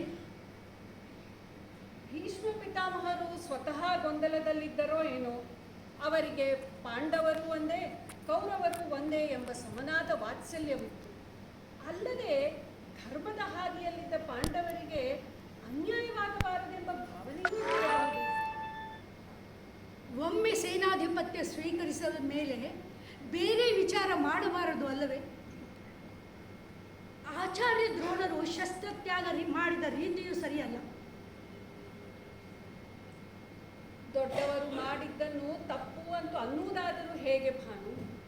ಅವರು ತಮ್ಮ ನಿಲುವನ್ನು ಹೇಗೋ ಸಮರ್ಥಿಸಿಕೊಳ್ಳುತ್ತಾರೆ, ಪ್ರಶ್ನಿಸುವವರನ್ನು ನಿರುತ್ತರಗೊಳಿಸುತ್ತಾರೆ. ಕೊನೆಗೂ ದೊಡ್ಡವರು ಹೇಳಿದ್ದೇ ಧರ್ಮವಾಗುತ್ತದೆ. ಪ್ರಿಯಂವದೆ, ಈ ಧರ್ಮ ಎಂಬ ಶಬ್ದಕ್ಕೆ ಹೀಗೆ ಎಂದು ಖಚಿತವಾದ ವ್ಯಾಖ್ಯೆ ನೀಡುವುದು ಕಷ್ಟವಲ್ಲವೇ? ಹಾಗೇಕೆ ಅನಿಸಿದ್ದು? ನೋಡು ಪ್ರಿಯ, ನಮ್ಮವರ ಒಡ ಹುಟ್ಟಿದ ಸಹೋದರನಾದ ವಿಕರ್ಣ ಪಾಂಡವರ ಪರವಾಗಿ ಧ್ವನಿ ಎತ್ತಿದವನು. ದ್ರೌಪದಿಯ ವಸ್ತ್ರಾಪರಣದ ಸಮಯದಲ್ಲಿ ತಮ್ಮ ಅಣ್ಣಂದಿರನ್ನೇ ಬಹಿರಂಗವಾಗಿ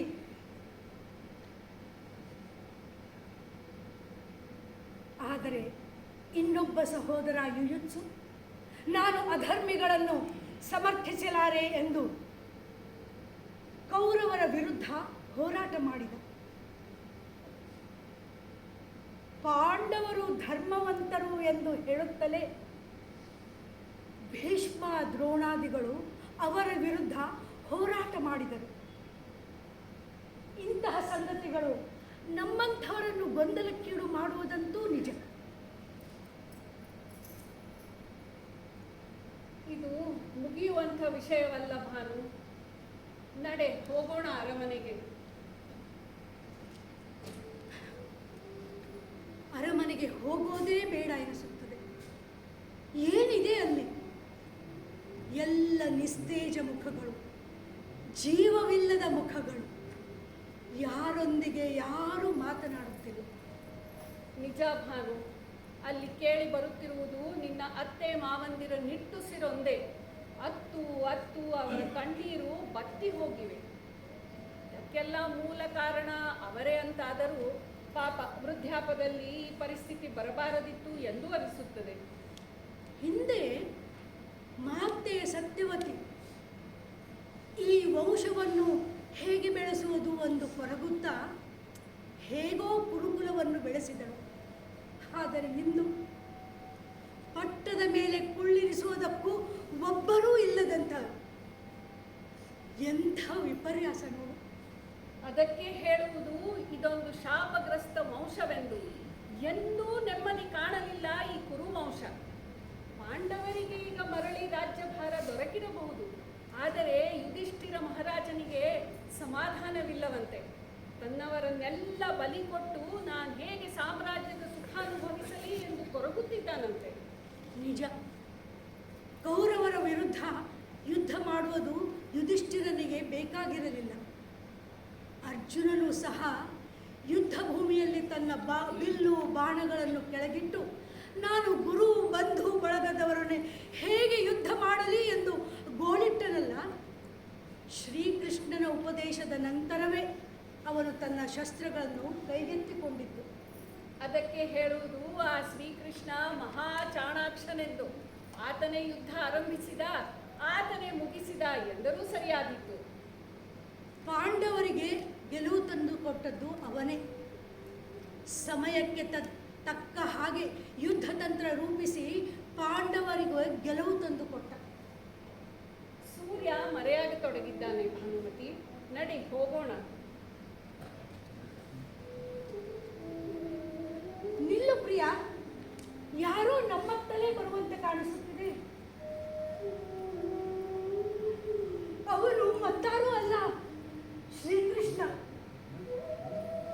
ಇಷ್ಟರವರೆಗೆ ಅವನೊಡನೆ ಮಾತನಾಡಲು ಸಂದರ್ಭವೇ ಇರಲಿಲ್ಲ. ಈಗ ಧೈರ್ಯ ಮಾಡಿ ಮಾತನಾಡಿಸಿಯೇ ಬರುತ್ತೇನೆ. ಆಗದ? ಅದಕ್ಕೇನಂತೆ, ಶ್ರೀಕೃಷ್ಣನೊಡನೆ ಮಾತನಾಡುವುದೇ ಒಂದು ದೊಡ್ಡ ಭಾಗ್ಯ. ನೀನು ಮಾತನಾಡು.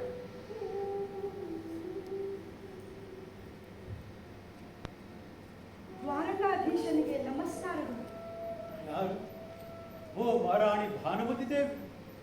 ಪರಿಹಾಸಗೈಯುತ್ತಿದ್ದೀಯಾ ವಾಸುದೇವ? ಹಾಗೇನಿಲ್ಲ ತಾನು. ನೀನು ಯಾವತ್ತಿದ್ದರೂ ಮಹಾರಾಣಿ. ರಾಜನೂ ಇಲ್ಲ, ರಾಜನೂ ಇಲ್ಲ, ರಾಜ್ಯವೂ ಇಲ್ಲ. ನಾನೆಂತಹ ಮಹಾರಾಣಿ? ಪರಿವರ್ತನೆ ಈ ಜಗದ ನಿಯಮ ಭಾನುಮತಿ. ನಿನ್ನೆಯದು ಇಂದಿಲ್ಲ, ಇಂದಿನದು ನಾಳೆ ಇರುವುದಿಲ್ಲ. ಎಲ್ಲದಕ್ಕೂ ಹೊಂದಿಕೊಂಡು ಹೋಗುವುದೇ ಬದುಕು. ನಾನೊಂದು ಮಾತು ಕೇಳಲೇ ಕೃಷ್ಣ? ಉದ್ಧತನವೆಂದು ಭಾವಿಸಬೇಡ. ನಿನ್ನೊಡನೆ ಇದೇ ಮೊದಲ ಸಲ ನಿನ್ನನ್ನು ಇಷ್ಟು ಹತ್ತಿರದಿಂದ ಕಂಡು ಮಾತನಾಡಿಸುತ್ತಿರುವುದು. ಸಲುಗೆ ವಹಿಸಿ ಕೇಳುತ್ತಿದ್ದೇನೆ. ಏನು ಅದಕ್ಕೇನಂತೆ? ನನಗನಿಸಿದಂತೆ ಕೃಷ್ಣ, ನೀನು ಮನಸ್ಸು ಮಾಡಿದರೆ ಯುದ್ಧವನ್ನು ತಪ್ಪಿಸಬಹುದಿತ್ತೇನೋ.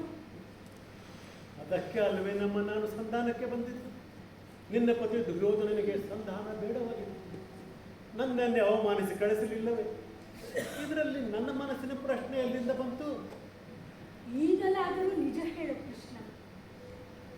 ನಿನಗೂ ಸಂಧಾನ ಬೇಕಿರಲಿಲ್ಲವಂತೆ. ಅಕ್ಕ ದ್ರೌಪದಿಗೆ ಹಾಗೆ ಮಾತು ಕೊಟ್ಟು ಬಂದಿದ್ದೆಯಂತೆ, ಯುದ್ಧವೇ ಆಗುವಂತೆ ನೋಡಿಕೊಳ್ಳುತ್ತೇನೆ ಎಂದು. ಹಾಗಲ್ಲ ಭಾನು. ಕೆಲವೊಮ್ಮೆ ನಾವು ಯಾವುದಕ್ಕೂ ಸಿದ್ಧವಾಗಿರಬೇಕಾಗಿರುತ್ತದೆ. ಯುದ್ಧ ತಪ್ಪಿದರೆ ಸಂತೋಷವೇ. ಅನಿವಾರ್ಯವೆನಿಸಿದರೆ ಯುದ್ಧಕ್ಕೂ ಸಿದ್ಧ ಎನ್ನುವುದು ನಮ್ಮ ನಿಜವಾಗಿದೆ. ಯುಧಿಷ್ಠಿರನಿಗೆ ಯುದ್ಧ ಬೇಕಿರಲಿಲ್ಲ. ಭೀಮ ಅರ್ಜುನರು ಅಣ್ಣನ ಸಲುವಾಗಿ ಸುಮ್ಮನಿದ್ದರು. ನನ್ನ ತಂಗಿ ದ್ರೌಪದಿಗೆ ಸಮಾಧಾನಕರವಾಗುವಂತೆ ಮಾತನಾಡುವುದು ನನ್ನ ಕರ್ತವ್ಯವಾಗಿತ್ತು. ಸಂಧಾನಕ್ಕೆ ಕೌರವರು ಒಪ್ಪುತ್ತಾರೆ ಎಂಬ ವಿಶ್ವಾಸ ನನಗರಿರಲಿಲ್ಲ ಎಂಬುದು ಮಾತ್ರ ನಿಜ. ಆದರೆ ಗೊಂದಲವಿರಲೇ ಇಲ್ಲ ಎಂದೇನು ಹೇಳಲಾರೆ. ಆದರೆ ದುರ್ಯೋಧನನ ಸುತ್ತ ಇದ್ದವರು ಅವರ ದಾರಿ ತಪ್ಪಿಸುವ ಕೆಲಸ ಮಾಡುತ್ತಾರೆಂಬುದು ನಿನಗೂ ಗೊತ್ತಿತ್ತು. ನಮ್ಮವರ ತಪ್ಪುಗಳನ್ನು ನಾನು ಸಮರ್ಥಿಸಿಕೊಳ್ಳಲಾರೆ ಕೃಷ್ಣ. ನನ್ನ ಅತ್ತೆ ಮಾವಂದಿರಾದರೂ ವಿವೇಕದಿಂದ ನಡೆದುಕೊಳ್ಳಬೇಕಿತ್ತು. ಮಗನ ತಪ್ಪುಗಳನ್ನು ಸರಿಪಡಿಸಬೇಕಿತ್ತು. ಆದರೆ ಅವರು ಮೌನ ಸಮ್ಮತಿ ನೀಡಿದರು. ಅದರ ಶಿಕ್ಷೆ ನಾವೆಲ್ಲರೂ ಅನುಭವಿಸಬೇಕಾಗಿದೆ. ಹೋಗಲಿ, ನೀನಾದರೂ ನಿನ್ನ ಪತಿಗೆ ತಿಳಿ ಹೇಳಿ ಸರಿದಾರಿಗೆ ತರಬಹುದಿತ್ತಲ್ಲ. ನಾನು ಹೇಳುವುದನ್ನೆಲ್ಲ ಹೇಳಿದ್ದೇನೆ ಕೃಷ್ಣ. ಆದರೆ ನಮ್ಮಂಥವರ ಮಾತು ಅವರ ಕಿವಿಗಳಿಗೆ ಸರಿ ಎನಿಸುವುದಿಲ್ಲ. ಆ ಧೂರ್ತ ಶಕುನಿ ಕರ್ಣರು ಎಡಬಲದಲ್ಲಿ ನಿಂತು ಎಲ್ಲವನ್ನೂ ಕೆಡಿಸುತ್ತಿದ್ದರು.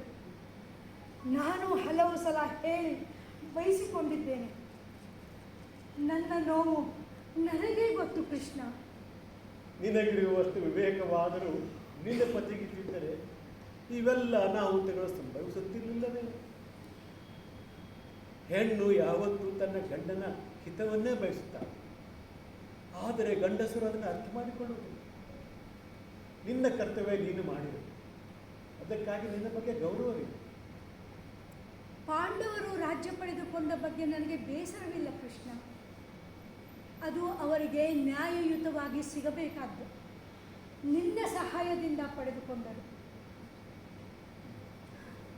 ಆದರೆ ನಮ್ಮವರು ಮಾಡಿದ ತಪ್ಪಿಗಾಗಿ ನಾವು ಬದುಕಲು ಉಳಿದವರು ಅದನ್ನೆಲ್ಲ ಸಹಿಸಬೇಕಾಗಿದೆ. ನೋಡು ಭಾನುದೇವಿ, ಪಾಂಡವರಿಂದ ನಿಮಗೆ ಯಾವ ತೊಂದರೆಯೂ ಆಗಲಾರದು. ಅವರೆಂದೂ ಧರ್ಮದ ದಾರಿ ಬಿಡುವವರಲ್ಲ. ಆದರೆ ನನ್ನ ಅತ್ತೆ ಮಾವಂದಿರು ವಿದುರನ ಜೊತೆ ಕಾಡಿಗೆ ಹೋಗಿ ವಾಸಿಸುವ ವಿಚಾರದಲ್ಲಿದ್ದಾರೆ. ನಾವು ಅವರ ಜೊತೆ ಯಾಕೆ ಹೋಗಬಾರದು ಎಂದು ಯೋಚಿಸುತ್ತಿದ್ದೇವೆ ಕೃಷ್ಣ. ಭಾನುಮತಿ, ಅಕಾಲ ವೈರಾಗ್ಯ ಯಾರಿಗೂ ಒಳ್ಳೆಯದಲ್ಲ. ಎಲ್ಲದಕ್ಕೂ ಕಾಲ ಎನ್ನುವುದೊಂದಿರುತ್ತದೆ. ಅವರೆಲ್ಲ ವಾನಪ್ರಸ್ಥಾನದ ಹಂತದಲ್ಲಿದ್ದಾರೆ. ನಾವು ಇಲ್ಲಿದ್ದರೂ ಒಂದೇ, ಕಾಡಿನಲ್ಲಿದ್ದರೂ ಒಂದೇ. ಹೌದಲ್ಲವೇ ಕೃಷ್ಣ? ವ್ಯತ್ಯಾಸವೇನಿದೆ? ಭಾನುಮತಿ, ವ್ಯತ್ಯಾಸ ತಂದುಕೊಳ್ಳೋದು ನಮ್ಮ ಕೈಯಲ್ಲಿಯೇ ಇದೆ. ಸಮಾಜ ಜೀವಿಗಳಾದ ನಾವು ಸಮಾಜದ ಋಣ ತೀರಿಸುವಂಥವ ಕಾರ್ಯ ಮಾಡುವ ಅವಕಾಶ ದೊರೆತಾಗ ಆ ಅವಕಾಶವನ್ನು ಬಳಸಿಕೊಂಡು ನಮ್ಮ ಬದುಕನ್ನು ಸಾರ್ಥಕಪಡಿಸಿಕೊಳ್ಳಬೇಕು. ನಮ್ಮ ಬದುಕಿನ ಉಳಿದ ಭಾಗವನ್ನು ವ್ಯರ್ಥವಾಗಿ ಕಾಡಿನಲ್ಲಿ ಕಳೆಯುವುದು ಒಳ್ಳೆಯದಲ್ಲ ಎನ್ನುವುದು ನನ್ನ ಭಾವನೆ. ಹೌದಲ್ಲವೇ ಕೃಷ್ಣ?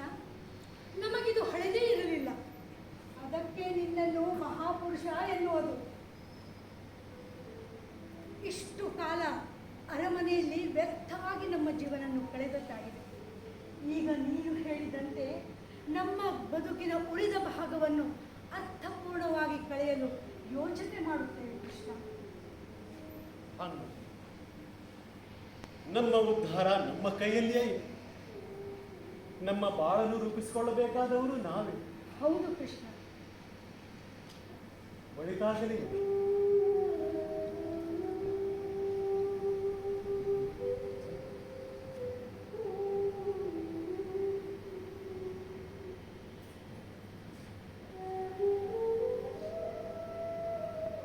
ಇಂಥವನೊಬ್ಬ ಕೌರವರ ಜೊತೆಗಿದ್ದಿದ್ದರೆ ಎಷ್ಟು ಚೆನ್ನಾಗಿರುತ್ತಿತ್ತು. ಈತ ನಮ್ಮವರ ಪರಾಜಯಕ್ಕೆ ಕಾರಣನಾಗಿರಬಹುದು, ಆದರೆ ಆತನನ್ನು ದ್ವೇಷಿಸಲು ಸಾಧ್ಯವೇ ಆಗುತ್ತಿಲ್ಲ. ನೋಡಿದ ತಕ್ಷಣ ಗೌರವ ಹುಟ್ಟಿಸುವಂತಹ ವ್ಯಕ್ತಿತ್ವ. ಇನ್ನೂ ಸ್ವಲ್ಪ ಹೊತ್ತು ಅವನೊಡನೆ ಮಾತನಾಡುತ್ತಾ ಕುಳಿತಬೇಕು ಎನಿಸುತ್ತದೆ.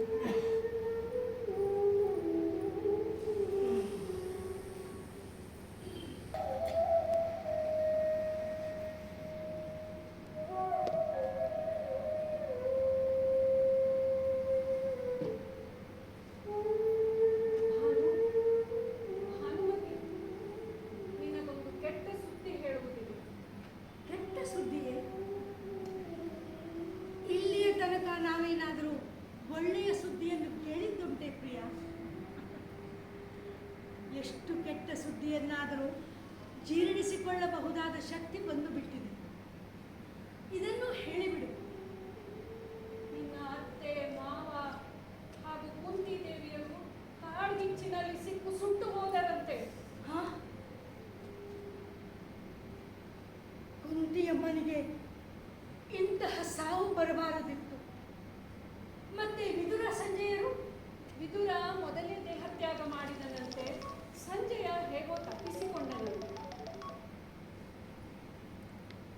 ವಿದುರನ ಬಗ್ಗೆ ನನಗೆ ಅಪಾರ ಗೌರವ ಪ್ರಿಯ. ದಾಸಿ ಪುತ್ರನಾದರೂ ಎಂತಹ ಮಹಾಜ್ಞಾನಿಯಾಗಿದ್ದನವನು. ರಾಣಿಯಲ್ಲಿ ಹುಟ್ಟಿದ ಮಕ್ಕಳಿಗೆ ಅಂತಹ ಜ್ಞಾನವೇ ಬರಲಿಲ್ಲ ನೋಡು. ವ್ಯಾಸರಿಂದ ಹುಟ್ಟಿದವನಲ್ಲವೇ ವಿದುರ?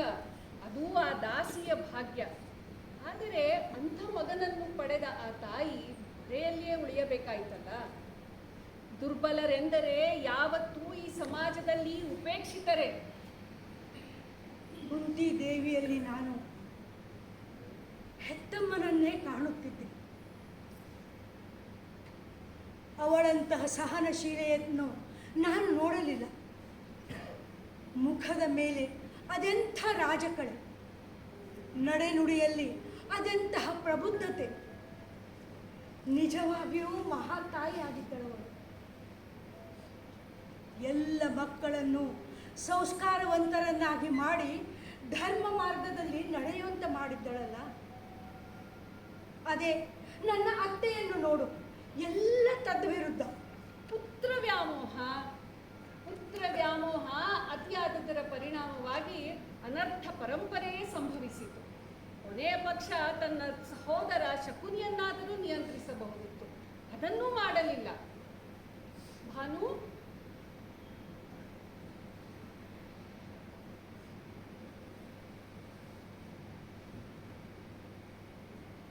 ನನ್ನ ಮಾವ ಕಣ್ಣಿಲ್ಲದ ಕುರುಡ, ನನ್ನ ಅತ್ತೆ ಗಾಂಧಾರಿ ಕಣ್ಣಿದ್ದು ಕುರುಡಳು.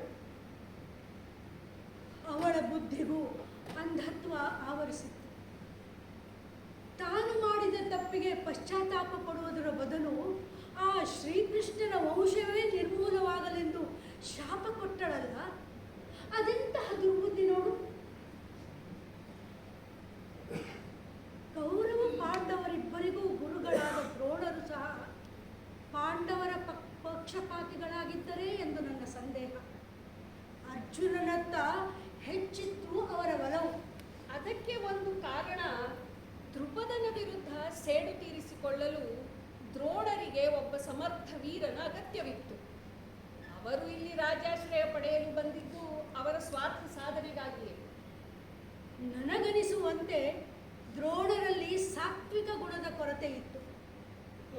ಅರ್ಜುನನತ್ತ ಅವರ ಪ್ರೀತಿಯನ್ನು ಒಪ್ಪೋಣ, ಆದರೆ ಅದಕ್ಕಾಗಿ ಆ ಬೇಡರ ಕುಲದ ಏಕಲವ್ಯನ ಹೆಬ್ಬೆರಳನ್ನು ಕತ್ತರಿಸುವ ನೀಚತನದ ಕೆಲಸ ಮಾಡಿದರಲ್ಲ, ಅದನ್ನು ಯಾರೂ ಒಪ್ಪತಕ್ಕದಲ್ಲ ಬಿಡು. ಅದಕ್ಕೆ ತಕ್ಕ ಹಾಗೆ ಅವರ ಮಗ ಅಶ್ವತ್ಥಾಮನು ತಾಮಸ ಗುಣದ ಪ್ರತಿಮೂರ್ತಿಯಾಗಿ ಮಾಡಬಾರದ ಕೃತ್ಯಗಳನ್ನೆಲ್ಲ ಮಾಡಿದ.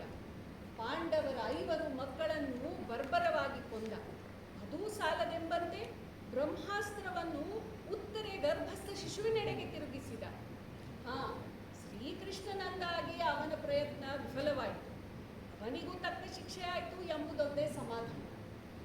ನೀನು ಏನೇ ಹೇಳು ಪ್ರಿಯಂವದ, ಈ ಕುರುಕುಲದ ಕಥೆ ಮಾತ್ರ ಭಯಾನಕ. ಈಗ ಒಳ್ಳೆಯದನ್ನು ನಿರೀಕ್ಷಿಸುವ ಕಾಲವೂ ಮುಗಿದು ಹೋಗಿದೆ. ಶ್ರೀಕೃಷ್ಣ ಹೇಳಿದಂತೆ ನಮ್ಮ ಬದುಕಿನ ಉಳಿದ ಭಾಗವನ್ನು ಸರಿಯಾಗಿ ಕಳೆಯುವುದೊಂದೇ ನಮಗೆ ಉಳಿದ ದಾರಿ ಇದು. ಹೌದು ಭಾನುಮತಿ, ತಡವಾಗಿದೆ, ಮಲಗಿಕೊಳ್ಳಿ.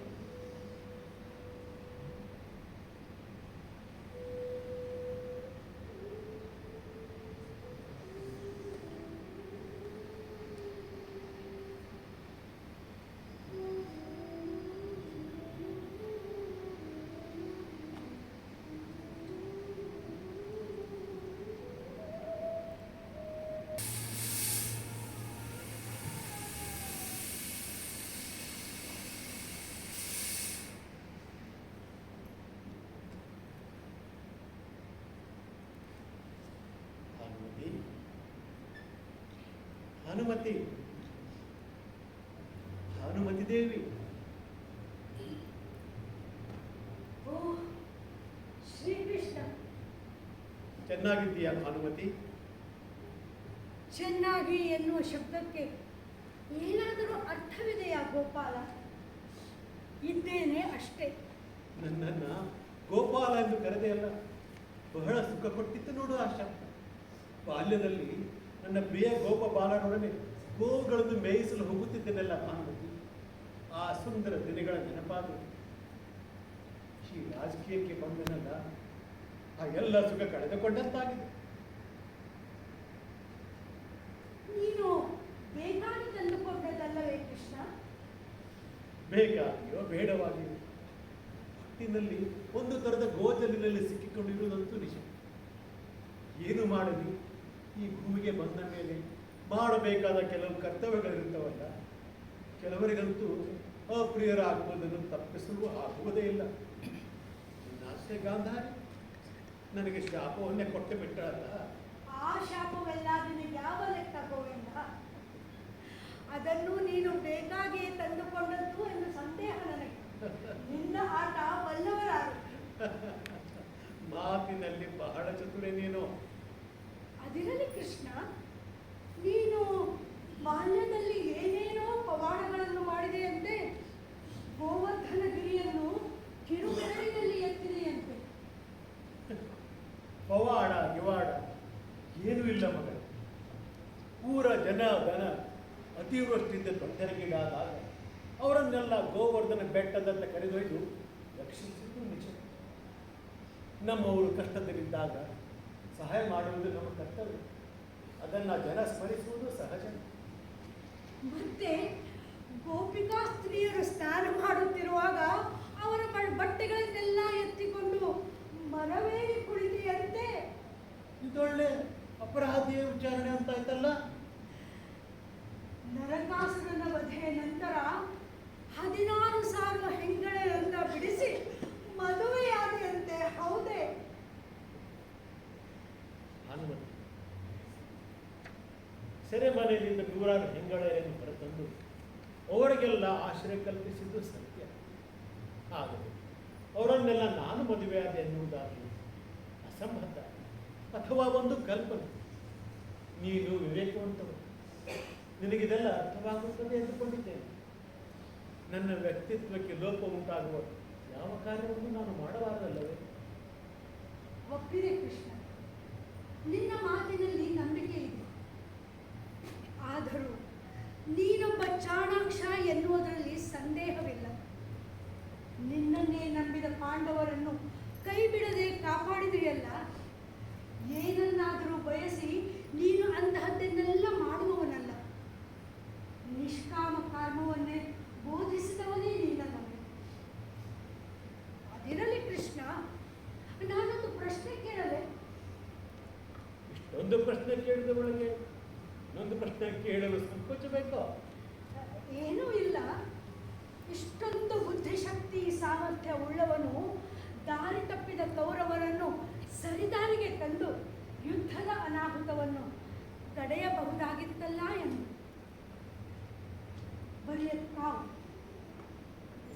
ಪಾಂಡವರಿಗಷ್ಟೇ ಗಮನ ಕೊಟ್ಟಿಯೇನು? ಭಾನುಮತಿ, ನೀನು ಹಿಂದೆಯೊಮ್ಮೆ ಇದೇ ಪ್ರಶ್ನೆ ಕೇಳಿದ್ದು ನನಗೆ ನೆನಪಿದೆ. ಉತ್ತರವು ನಿನಗೆ ತಿಳಿದಿದೆ ಎಂದುಕೊಂಡಿದ್ದೇನೆ. ನನಗೆ ತಿಳಿದ ಹಾಗೆ ಕೌರವರನ್ನು ಸರಿದಾರಿಗೆ ತರಲು ಪ್ರಯತ್ನಿಸಿದವರು ಯಾರೂ ಇಲ್ಲ. ನಿನ್ನ ಸಂಖ್ಯೆ ಅಲ್ಲವೇ? ಕುರುಕುಲದ ರಕ್ಷಣೆಯ ಭಾರ ಹೊತ್ತ ಭೀಷ್ಮ ಪಿತಾಮಹರಿಗಿಂತ ಹೆಚ್ಚು ಯಾರು ತಾನೇ ಕೆಲಸ ಮಾಡಲು ಸಾಧ್ಯವಿತ್ತು? ನನ್ನ ಕೈಯಲ್ಲಿಯೇ ಚಕ್ರ ಹಿಡಿಸಿದ ಪ್ರಚಂಡದವರು. ದುರ್ಯೋಧನಾದಿಗಳಲ್ಲಿ ಬೆಳೆದದ್ದು ಅವರ ನೆರಳಲ್ಲಿ. ಸಂಗಡ ಗುರು ದ್ರೋಣರು, ಕೃಪಾಚಾರ್ಯರು, ವಿದುರ ಸಂಜಯರು, ಇವರೆಲ್ಲರಿಂದ ಆಗದ್ದು ನನ್ನಿಂದ ಆಗುತ್ತಿತ್ತೆಂದು ಹೇಗೆ ಹೇಳಲು ಸಾಧ್ಯ? ನಾನಂತೂ ದೂರದವ. ನನ್ನ ಮಾತು ಕೇಳುವುದು ದೂರದ ಸಂಗತಿ ಅನಿಸುವುದಿಲ್ಲವೇ ಭಾನುಮತಿ? ಇವೆಲ್ಲ ಒಪ್ಪತಕ್ಕ ಮಾತುಗಳೇ ಕೃಷ್ಣ. ಆದರೆ ನೀನು ಸಂಧಾನಕ್ಕೆ ಬರುವ ಮೊದಲೇ ಮಾತು ಕೊಟ್ಟು ಬಂದಿದ್ದೆ ಅಂತೆ, ಯುದ್ಧವೇ ಆಗುವಂತೆ ನೋಡಿಕೊಳ್ಳುತ್ತೇನೆ ಎಂದು. ಇದೊಳ್ಳೆ ಸಿಲುಕಿಸುತ್ತಿರುವೆಲ್ಲ ಕಟ್ಟಿಗೆ. ನಾನು ದ್ರೌಪದಿಯ ಸ್ನಾನದ ನಿನ್ನೆ ಒಮ್ಮೆ ಯೋಚಿಸು. ಅವಳು ಯುದ್ಧವನ್ನೇ ಬಯಸಿದ್ರಲ್ಲಿ ತಪ್ಪಿದೆ. ಅವಳಿಗಾದ ಅಮಾನಸ ಹಿಂಸೆ, ಅಪಮಾನ, ಪಾಂಡವರು ಪಟ್ಟ ಕಷ್ಟ ನಷ್ಟ ಸಾಮಾನ್ಯ. ದ್ರೌಪದಿಯು ಮಾಡಿದ ಪ್ರತಿಜ್ಞೆ ನಿನ್ನೆ ತಿಳಿದಿರಬಹುದು. ನಿಜ ಕೃಷ್ಣ, ದ್ರೌಪದಿ ಯುದ್ಧವೇ ಆಗಬೇಕೆಂದು ಬಯಸಿದುದರಲ್ಲಿ ತಪ್ಪೇನೂ ಇಲ್ಲ. ಅವಳ ಮನಸ್ಥಿತಿ ಪರಿಸ್ಥಿತಿಯನ್ನು ನಾನು ಅರ್ಥ ಮಾಡಿಕೊಳ್ಳಬಹುದು. ಇದನ್ನೇ ಇನ್ನೊಂದು ಮಗ್ಗುಲಲ್ಲಿ ಯೋಚಿಸಿ ನೋಡು ಭಾನುಮತಿ. ನಾನು ಸಂಧಾನಕ್ಕೆ ಬಂದಾಗ ನಿನ್ನ ಪತಿ ದುರ್ಯೋಧನ ಸಂಧಾನಕ್ಕೆ ಒಪ್ಪಿಕೊಂಡಿದ್ದರೆ ಆಗ ನಾನು ಅದಕ್ಕೆ ವಿರುದ್ಧವಾದ ನಿರ್ಧಾರ ತೆಗೆದುಕೊಳ್ಳಲು ಸಾಧ್ಯವಿದೆ. ಆದ್ದರಿಂದಲೇ ನಾನು ಸಂಧಾನ ಸಮರ ಯಾವುದಾದರೂ ಸರಿಯೆಂಬ ನಿಲ್ಲುವುದಿಲ್ಲ. ಯುದ್ಧವಾದರೆ ಸಂತೋಷವೇ ಎಂಬ ಅನಿಸಿಕೆಯೊಂದು ನನ್ನ ಮನಸ್ಸಿನ ಮೂಲೆಯಲ್ಲೆಲ್ಲೋ ಇದ್ದಿರಬಹುದಾದ ಸಾಧ್ಯತೆಯನ್ನು ನಾನು ಅಲ್ಲಗಳೆಯಲ್ಲ. ಅದಕ್ಕೂ ಬೇರೆ ಕಾರಣಗಳಿದ್ದವು. ಧರ್ಮ ಸಂರಕ್ಷಣೆಯ ಜವಾಬ್ದಾರಿಯನ್ನು ನಾನು ನಿರ್ವಹಿಸಬೇಕು. ನಮ್ಮವರನ್ನೆಲ್ಲ ಕಳೆದುಕೊಂಡ ನೋವಿನಲ್ಲಿ ಏನೇನೋ ಮಾತುಗಳು ಬರುತ್ತಿವೆ ಕೃಷ್ಣ. ಕ್ಷಮೆ ಇರಲಿ. ಕ್ಷಮೆ ಕೇಳುವಂಥದ್ದೇನೂ ಇಲ್ಲ ಬಿಡುವುದು. ಆದರೂ ನಿನ್ನಂಥ ತಿಳುವಳಿಕೆಯ ಹೆಂಡತಿಯ ಮಾತನ್ನು ನಿನ್ನ ಗಂಡ ಕೇಳಿದರೆ ಈ ಯುದ್ಧವೇ ಸಂಭವಿಸುತ್ತಿರಲಿಲ್ಲವಷ್ಟೇ. ನನ್ನ ಕುರಿತಾದ ನಿನ್ನ ಸದಭಿಪ್ರಾಯಕ್ಕೆ ಕೃತಜ್ಞನಿದ್ದೇನೆ ಕೃಷ್ಣ. ನನ್ನ ಮನಸ್ಸಿನ ನೆಮ್ಮದಿಗೆ ಇಷ್ಟು ಸಾಕು. ಅದಕ್ಕೆ ನೀನು ಜಗದ್ಬಂಧ ನೆನೆಸಿಕೊಂಡಿರುವ ನಿನ್ನನ್ನು ಕಂಡು ಮಾತನಾಡಿ ಧನ್ಯಳಾಗಿದ್ದೇನೆ ಪ್ರಭು. ಇನ್ನೂ ಬಹಳ ವರ್ಷ ಬದುಕುವ ಆಸೆಯೇನೂ ಇಲ್ಲ. ಆ ಭಗವಂತ ಆದಷ್ಟು ಬೇಗನೆ ಕರೆಸಿಕೊಂಡರೆ ಸಾಕು ಎನಿಸುತ್ತದೆ. ಆ ಸಮಯವು ಹತ್ತಿರದಲ್ಲೇ ಇದೆ ಭಾನುಮತಿ. ನೀನು ಆ ಭಗವಂತನಿಗೂ ಪ್ರಿಯವಾದವಳು. ಅಷ್ಟಾದರೆ ಸಾಕು, ಈ ಜನ್ಮ ಸಾರ್ಥಕ. ಎಲ್ಲವೂ ಗೊತ್ತಿದ್ದರೂ ಗೊತ್ತಿಲ್ಲದವನಂತಿರುವ, ಎಲ್ಲವನ್ನೂ ಮಾಡಿಯೂ ಮಾಡಿಲ್ಲದಂಥವನಿರುವ ನಿನ್ನಂತಹ ಮಹಾತ್ಮನಿರುವ ಕಾಲದಲ್ಲೇ ನಾನು ಇದ್ದೇನಲ್ಲ. ಇದಕ್ಕಿಂತ ದೊಡ್ಡ ಭಾಗ್ಯ ಇನ್ನೇನಿದ್ದಿತು. ಕೊನೆಯ ಮಾತು ಕೇಶವ, ನಮ್ಮ ಕಡೆಯವರು ತಿಳಿದೋ ತಿಳಿಯದೆಯೋ ಏನಾದರೂ ತಪ್ಪು ಮಾಡಿದ್ದರೆ ಕ್ಷಮಿಸಿದರು. ಪಾಂಡವರು ಧರ್ಮವನ್ನು ರಕ್ಷಿಸಿದವ, ನೀನು ಅವರನ್ನು ರಕ್ಷಿಸಿದವ. ಧರ್ಮೋ ರಕ್ಷತಿ ರಕ್ಷಿತಃ ಎಂಬುದನ್ನು ನಿಜ ಮಾಡಿ ತೋರಿಸಿದವ. ನಿನ್ನಂತಹ ಸದ್ ವಿವೇಕವುಳ್ಳ ಹೆಂಡತಿಯನ್ನು ಪಡೆದು ದುರ್ಯೋಧನ ತನ್ನ ವಿನಾಶದ ಹಾದಿಯನ್ನು ತಾನೇ ತಂದುಕೊಂಡೆಂಬುದು ಬೇಸರದ ವಿಷಯ. ಬದುಕು ನಮ್ಮದೆಂದುಕೊಂಡರೂ ಅದು ನಮ್ಮದಲ್ಲ. ನಮ್ಮನ್ನು ಮೀರಿದ ಶಕ್ತಿಯೊಂದು ನಮ್ಮ ಬದುಕನ್ನು ನಿಯಂತ್ರಿಸುತ್ತಿರುತ್ತದೆ. ಅದನ್ನು ಅರ್ಥ ಮಾಡಿಕೊಳ್ಳದ ಮನುಷ್ಯ ಸ್ವಕ್ಕಿನಿಂದ ಮೆರೆಯುತ್ತಿರುತ್ತಾನೆ. ಅಂಥವರ ವಿನಾಶ ಶತಸಿದ್ಧ. ಕುರುಕ್ಷೇತ್ರ ಯುದ್ಧದಿಂದಲಾದರೂ ಜಗತ್ತು ಪಾಠ ಕಲಿಯಬೇಕಾಗಿದೆ. ಅಲ್ಲ ಕೃಷ್ಣ, ಆಗಿ ಹೋದ ಅನಾಹುತಗಳಿಂದ ಜಗತ್ತು ಯಾವತ್ತಾದರೂ ಪಾಠ ಕಲಿತ ಉದಾಹರಣೆ ಇದೆ. ಕಲಿತಿದ್ದರೆ ಕುರುಕ್ಷೇತ್ರ ಯುದ್ಧ ಏಕೆ ಆಗುತ್ತಿತ್ತು? ಕೋಟಿ ಕೋಟಿ ಜನ ಏಕೆ ಜೀವ ಕಳೆದುಕೊಳ್ಳುತ್ತಿದ್ದರು? ಅದು ನಿಜ ಭಾನು. ಆ ಶಕ್ತಿ ನೀವದಂತೆ ಆಗಬೇಕಾದದ್ದೆಲ್ಲ ಆಗುತ್ತಿರುತ್ತೆ. ಅದನ್ನು ತಪ್ಪಿಸಲು ಬರುವುದೇ ಇಲ್ಲ. ಇದ್ದುದನ್ನು ಇದ್ದಂತೆ ಸ್ವೀಕರಿಸುವುದಷ್ಟೇ ನಮ್ಮ ಕೆಲಸ.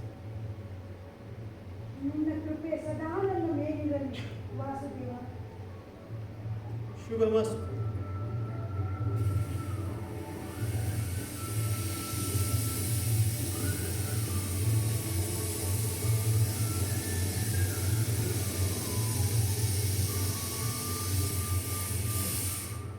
ಕೃಷ್ಣ, ಕೃಷ್ಣ, ಕೃಷ್ಣ.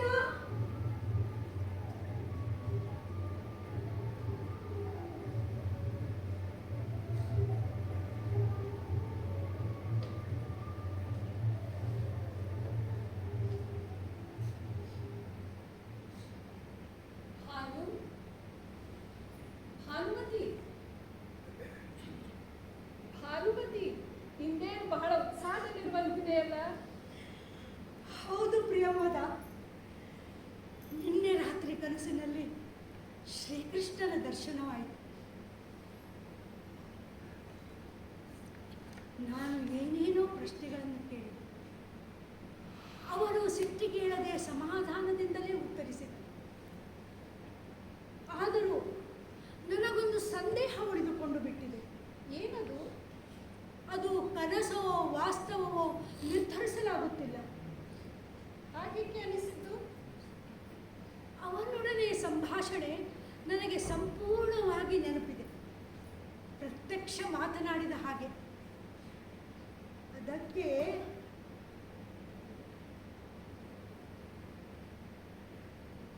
ನೋಡು, ಆಧಾರವೂ ಸಿಕ್ಕಿದೆ. ಏನದು? ಇಂದು ಮುಂಜಾನೆ ದೇವರ ಕೋಣೆಗೆ ಹೋದಾಗ ವಿಗ್ರಹದೆದುರು ಈ ನವಿಲುಗರಿಯನ್ನು ಕಂಡೆ. ಶ್ರೀಕೃಷ್ಣನ ತಲೆಯ ಮೇಲೆ ಶೋಭಿಸುತ್ತಿರುವ ಈ ನವಿಲುಗರಿ ಕಂಡು ಬಂದದ್ದಕ್ಕೂ ಅವನೊಡನೆ ನಿನ್ನೆ ಮಾತನಾಡಿದ್ದಕ್ಕೂ ಏನೋ ಸಂಬಂಧವಿದೆ ಎನಿಸಿ ರೋಮಾಂಚನಗೊಂಡೆ ಪ್ರಿಯ. ಇದು ನಿಜವಾಗಿಯೂ ಅಚ್ಚರಿಯ ಸಂಗತಿ. ಶ್ರೀಕೃಷ್ಣನ ಜೊತೆ ಮಾತನಾಡಿದ್ದು ನನಗೆ ಈಗಲೂ ಸ್ವಪ್ನವೆಂದು ಎನಿಸುವುದಿಲ್ಲ. ನಾನು ತುಂಟದಿತ್ತನದಿಂದ ಅನೇಕ ಪ್ರಶ್ನೆಗಳನ್ನು ಕೇಳಿದರೂ ಅವನು ಸಿಟ್ಟಿಗೇಳದೆ ಸಮಾಧಾನದಿಂದಲೇ ಉತ್ತರಿಸಿದ. ನಾನು ದುರ್ಯೋಧನನ ಪತ್ನಿ, ಕೌರವರ ಕಡೆಯವಳು ಎಂಬ ಯಾವ ತಿರಸ್ಕಾರ ಭಾವವೂ ಅವನಲ್ಲಿರಲಿಲ್ಲ. ಅದೇ ಆ ಶ್ರೀಕೃಷ್ಣನ ವೈಶಿಷ್ಟ್ಯ. ನಿನಗೆ ಅವನ ಆಶೀರ್ವಾದ ದೊರಕಿತಲ್ಲ, ಅದು ನನಗೂ ಸಂತೋಷವಾಗಿದೆ. ಬದುಕು ಏನನ್ನೋ ಕೊಟ್ಟ ಹಾಗೆ ಮಾಡಿ ಇನ್ನೇನನ್ನೋ ಕಸಿದುಕೊಂಡಿರುತ್ತದೆ ಪ್ರಿಯ. ನಾವು ಪಡೆದುಕೊಂಡು ಬಂದದ್ದಷ್ಟೇ ಅನುಭವಿಸೋದು. ಕಳಿಂಗ ದೇಶದ ರಾಜಕುಮಾರಿಯಾಗಿ ಹುಟ್ಟಿ ರಾಜ್ಯಕ್ಕೆ ಸೊಸೆಯಾಗಿ ಬಂದರೂ ನನಗೆ ಮಾನಸಿಕ ನೆಮ್ಮದಿ ಸಿಗಲಿಲ್ಲ. ಅತ್ತೆ ಗಾಂಧಾರಿ, ಅಮ್ಮ ಕುಂತಿ, ಅಕ್ಕ ದ್ರೌಪದಿ ಎಲ್ಲರೂ ರಾಜಮನೆತನದವರೇ. ಹೇಳಲಿಕ್ಕಷ್ಟೇ ರಾಜಮನೆತನ. ಯಾರು ಸುಖಪಟ್ಟರು ಹೇಳು? ನನಗೆ ಅರಮನೆಯಲ್ಲಾದರೂ ಇರಲು ಅವಕಾಶವಿತ್ತು. ಕುಂತಿಯಮ್ಮ ದ್ರೌಪದಿಯರಿಗೆ ಅದೂ ಇರಲಿಲ್ಲ. ಹೆಣ್ಣಿನ ಬಾಳೆಂದರೆ ಇಷ್ಟೇ ಎಂದು ಅನಿಸಿಬಿಡುತ್ತದೆ ಪ್ರಿಯ. ಮತ್ತೆ ಅದನ್ನೆಲ್ಲ ನೆನಪಿಸಿಕೊಂಡು ನಿನ್ನ ಮನಸ್ಸಿಗೆ ಏಕೆ ನೋವು ಮಾಡಿಕೊಳ್ಳುತ್ತೀಯ? ಎಲ್ಲವೂ ಮುಗಿದು ಹೋದ ಕಥೆ. ಮುಗಿದು ಹೋಗಿದೆ ಎಂದರೂ ನೆನಪುಗಳು ಬಂದು ಬಂದು ಕಾಡುವುದನ್ನೇನು ಬಿಡುವುದಲ್ಲ. ಆ ಶ್ರೀಕೃಷ್ಣ ಹೇಳಿದ ಹಾಗೆ ಕುರುಕ್ಷೇತ್ರದಲ್ಲಿ ಮೃತಪಟ್ಟವರ ಕುಟುಂಬಗಳಿಗೆ ನೆರವಾಗುತ್ತಾ ಬಂದೆವಲ್ಲ, ಅದರಿಂದ ಸ್ವಲ್ಪ ಮಾನಸಿಕ ನೆಮ್ಮದಿ ಸಿಕ್ಕಿದೆ. ನಿಜ ಭಾನು, ವ್ಯರ್ಥವಾಗಿ ಕಳೆದು ಹೋಗುತ್ತಿದ್ದ ನಮ್ಮ ಬದುಕು ಈ ನೊಂದ ಜನರ ಸೇವೆಯಲ್ಲಿ ಸಾರ್ಥಕ್ಯ ಕಂಡುಕೊಂಡಿದೆ. ಆದರೂ ನಮ್ಮೊಳಗಿನ ಅಪರಾಧಿ ಮನೋಭಾವ ನಮ್ಮನ್ನ ಚುಚ್ಚುತ್ತಿದೆ ಎನಿಸುವುದು ಸುಳ್ಳಲ್ಲ ಪ್ರಿಯ. ಏನು ಸಾಧಿಸಿದಂತಾಯಿತು ಹೇಳು ಈ ಯುದ್ಧದಿಂದ? ಕಳೆದು ಹೋದ ಜೀವಗಳನ್ನು ಮರಳಿ ತರುವವ ಯಾರು? ಅಸ್ತವ್ಯಸ್ತಗೊಂಡ ಬದುಕನ್ನು ಸರಿಪಡಿಸುವವರು ಯಾರು? ಬಂಧು ಬಾಂಧವರನ್ನು ಕಳೆದುಕೊಂಡವರ ಕಣ್ಣೀರು ಒರೆಸುವವರು ಯಾರು? ಯುದ್ಧಗಳಿಲ್ಲದ ಶಾಂತ ಜಗತ್ತೊಂದನ್ನು ಜನರು ನಿರೀಕ್ಷಿಸಲಾರರೆ. ಭಾನು, ಇವೆಲ್ಲ ಉತ್ತರ ಸಿಗದ ಪ್ರಶ್ನೆಗಳಾಗಿಯೇ ಉಳಿದುಕೊಂಡಿವೆ. ಸುಧಾರಿಸಲು ಜಗತ್ತು ನಮ್ಮದೊಬ್ಬರದಲ್ಲವಲ್ಲ. ಕೊನೆಗೂ ಆಳುವ ಶಕ್ತಿಶಾಲಿಗಳು ಹೇಳಿದಂತೆ ದುರ್ಬಲ ಪ್ರಜೆಗಳು ಕೇಳುವಂಥ ಪರಿಸ್ಥಿತಿ ಉಂಟಾಗಿದೆ. ನಮ್ಮದೇನು ಬಿಡು, ಇಂದೋ ನಾಳೆಯೋ. ಆದರೆ ನಮ್ಮ ಮುಂದಿನ ಪೀಳಿಗೆ ಇದಕ್ಕಿಂತ ಭಯಾನಕವಾದ ಪರಿಸ್ಥಿತಿಯನ್ನು ಎದುರಿಸಬೇಕಾಗಬಹುದು. ಈ ರಕ್ತದಾಹ ಇಷ್ಟಕ್ಕೆ ನಿಲ್ಲುವ ಹಾಗೆ ಕಾಣುವುದಿಲ್ಲ. ಕತ್ತಲು ಕವಿಯುತ್ತಿದೆ ಭಾನು, ನಡೆ ಹೋಗೋಣ. ಹೌದು ಪ್ರಿಯ, ಕತ್ತಲು ಕವಿಯುತ್ತಿದೆ. ನನ್ನ ನಿನ್ನ ಸುತ್ತ ಮುತ್ತ ಎತ್ತೆತ್ತಲೂ ಕತ್ತಲು ಕವಿಯುತ್ತಿದೆ. ಸಾಕಾಗಿ ಹೋಗಿದೆ ಕತ್ತಲಿನ ಬದುಕು. ಮೊನ್ನೆ ಶ್ರೀಕೃಷ್ಣ ಕಾಣಿಸಿಕೊಂಡಾಗಲೇ ಹೇಳಿದ, ನಿನ್ನ ಸಮಯ ಹತ್ತಿರವಾಗುತ್ತಿದೆ ಭಾನುಮತಿ, ನೀನು ಆ ಭಗವಂತನಿಗೆ ಪ್ರಿಯವಾದವಳೇ ಎಂದು. ಆದಷ್ಟು ಬೇಗ ಅವನು ಕರೆಸಿಕೊಂಡರೆ ಸಾಕು ಎನಿಸುತ್ತಿದೆ. ಏನೇನೋ ಮಾತನಾಡುತ್ತಿರುವಿಯಲ್ಲ ಭಾನುಮತಿ, ಅಶುಭ ನುಡಿಯದಿರು. ಇದರಲ್ಲಿ ಅಶುಭವೇನು ಬಂತು ಪ್ರಿಯ? ಎಲ್ಲರೂ ಒಂದಿಲ್ಲ ಒಂದು ದಿನ ಹೋಗುವವರೇ. ಆ ಶ್ರೀಕೃಷ್ಣನಂಥವರಿಗೆ ಈ ಭೂಮಿಗೆ ಬರಲು ಒಂದು ಅವಕಾಶವಾದರೂ ಇರುತ್ತದೆ. ನಮ್ಮಂಥವರು ಈ ಭೂಮಿಗೆ ಬಂದದ್ದು ಗೊತ್ತಾಗೋದಿಲ್ಲ, ಹೋದದ್ದು ಗೊತ್ತಾಗೋದಿಲ್ಲ.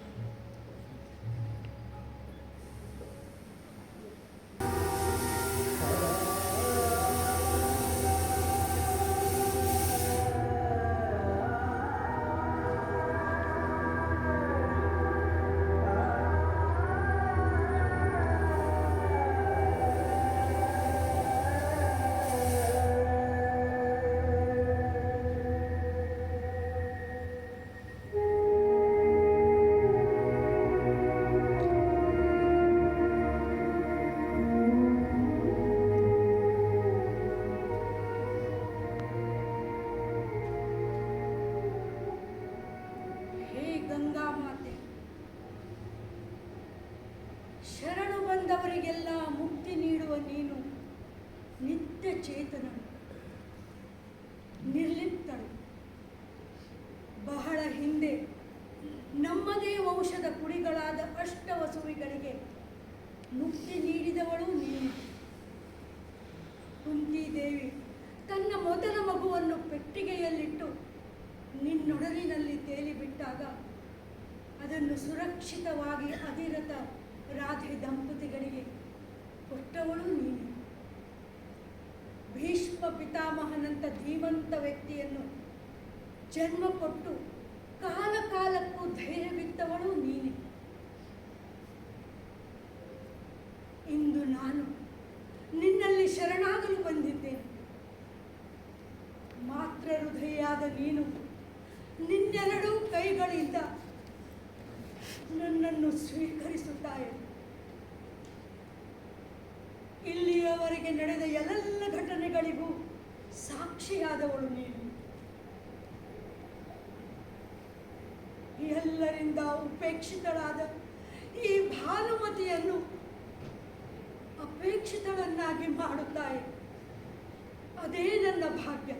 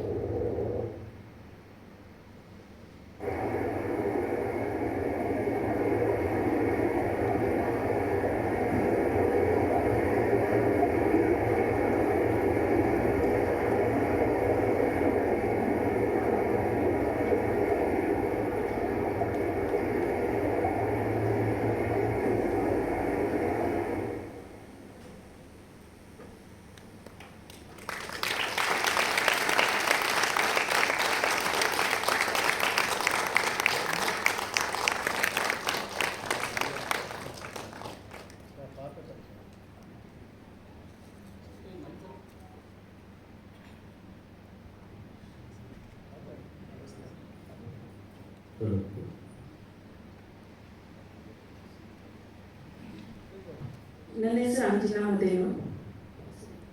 ವಿ.ನಾರಾಯಣ ರೆಡ್ಡಿ. ಸೌರಭ್ ಕುಲಕರ್ಣಿ. ಪ್ರಸಾದ್ ಕಾರಜೋಳ ಪುರೋಹಿತ್. ವಿನೀತಾ ಬೇಜಿ. ಪದ್ಮಾ ಕುಲಕರ್ಣಿ.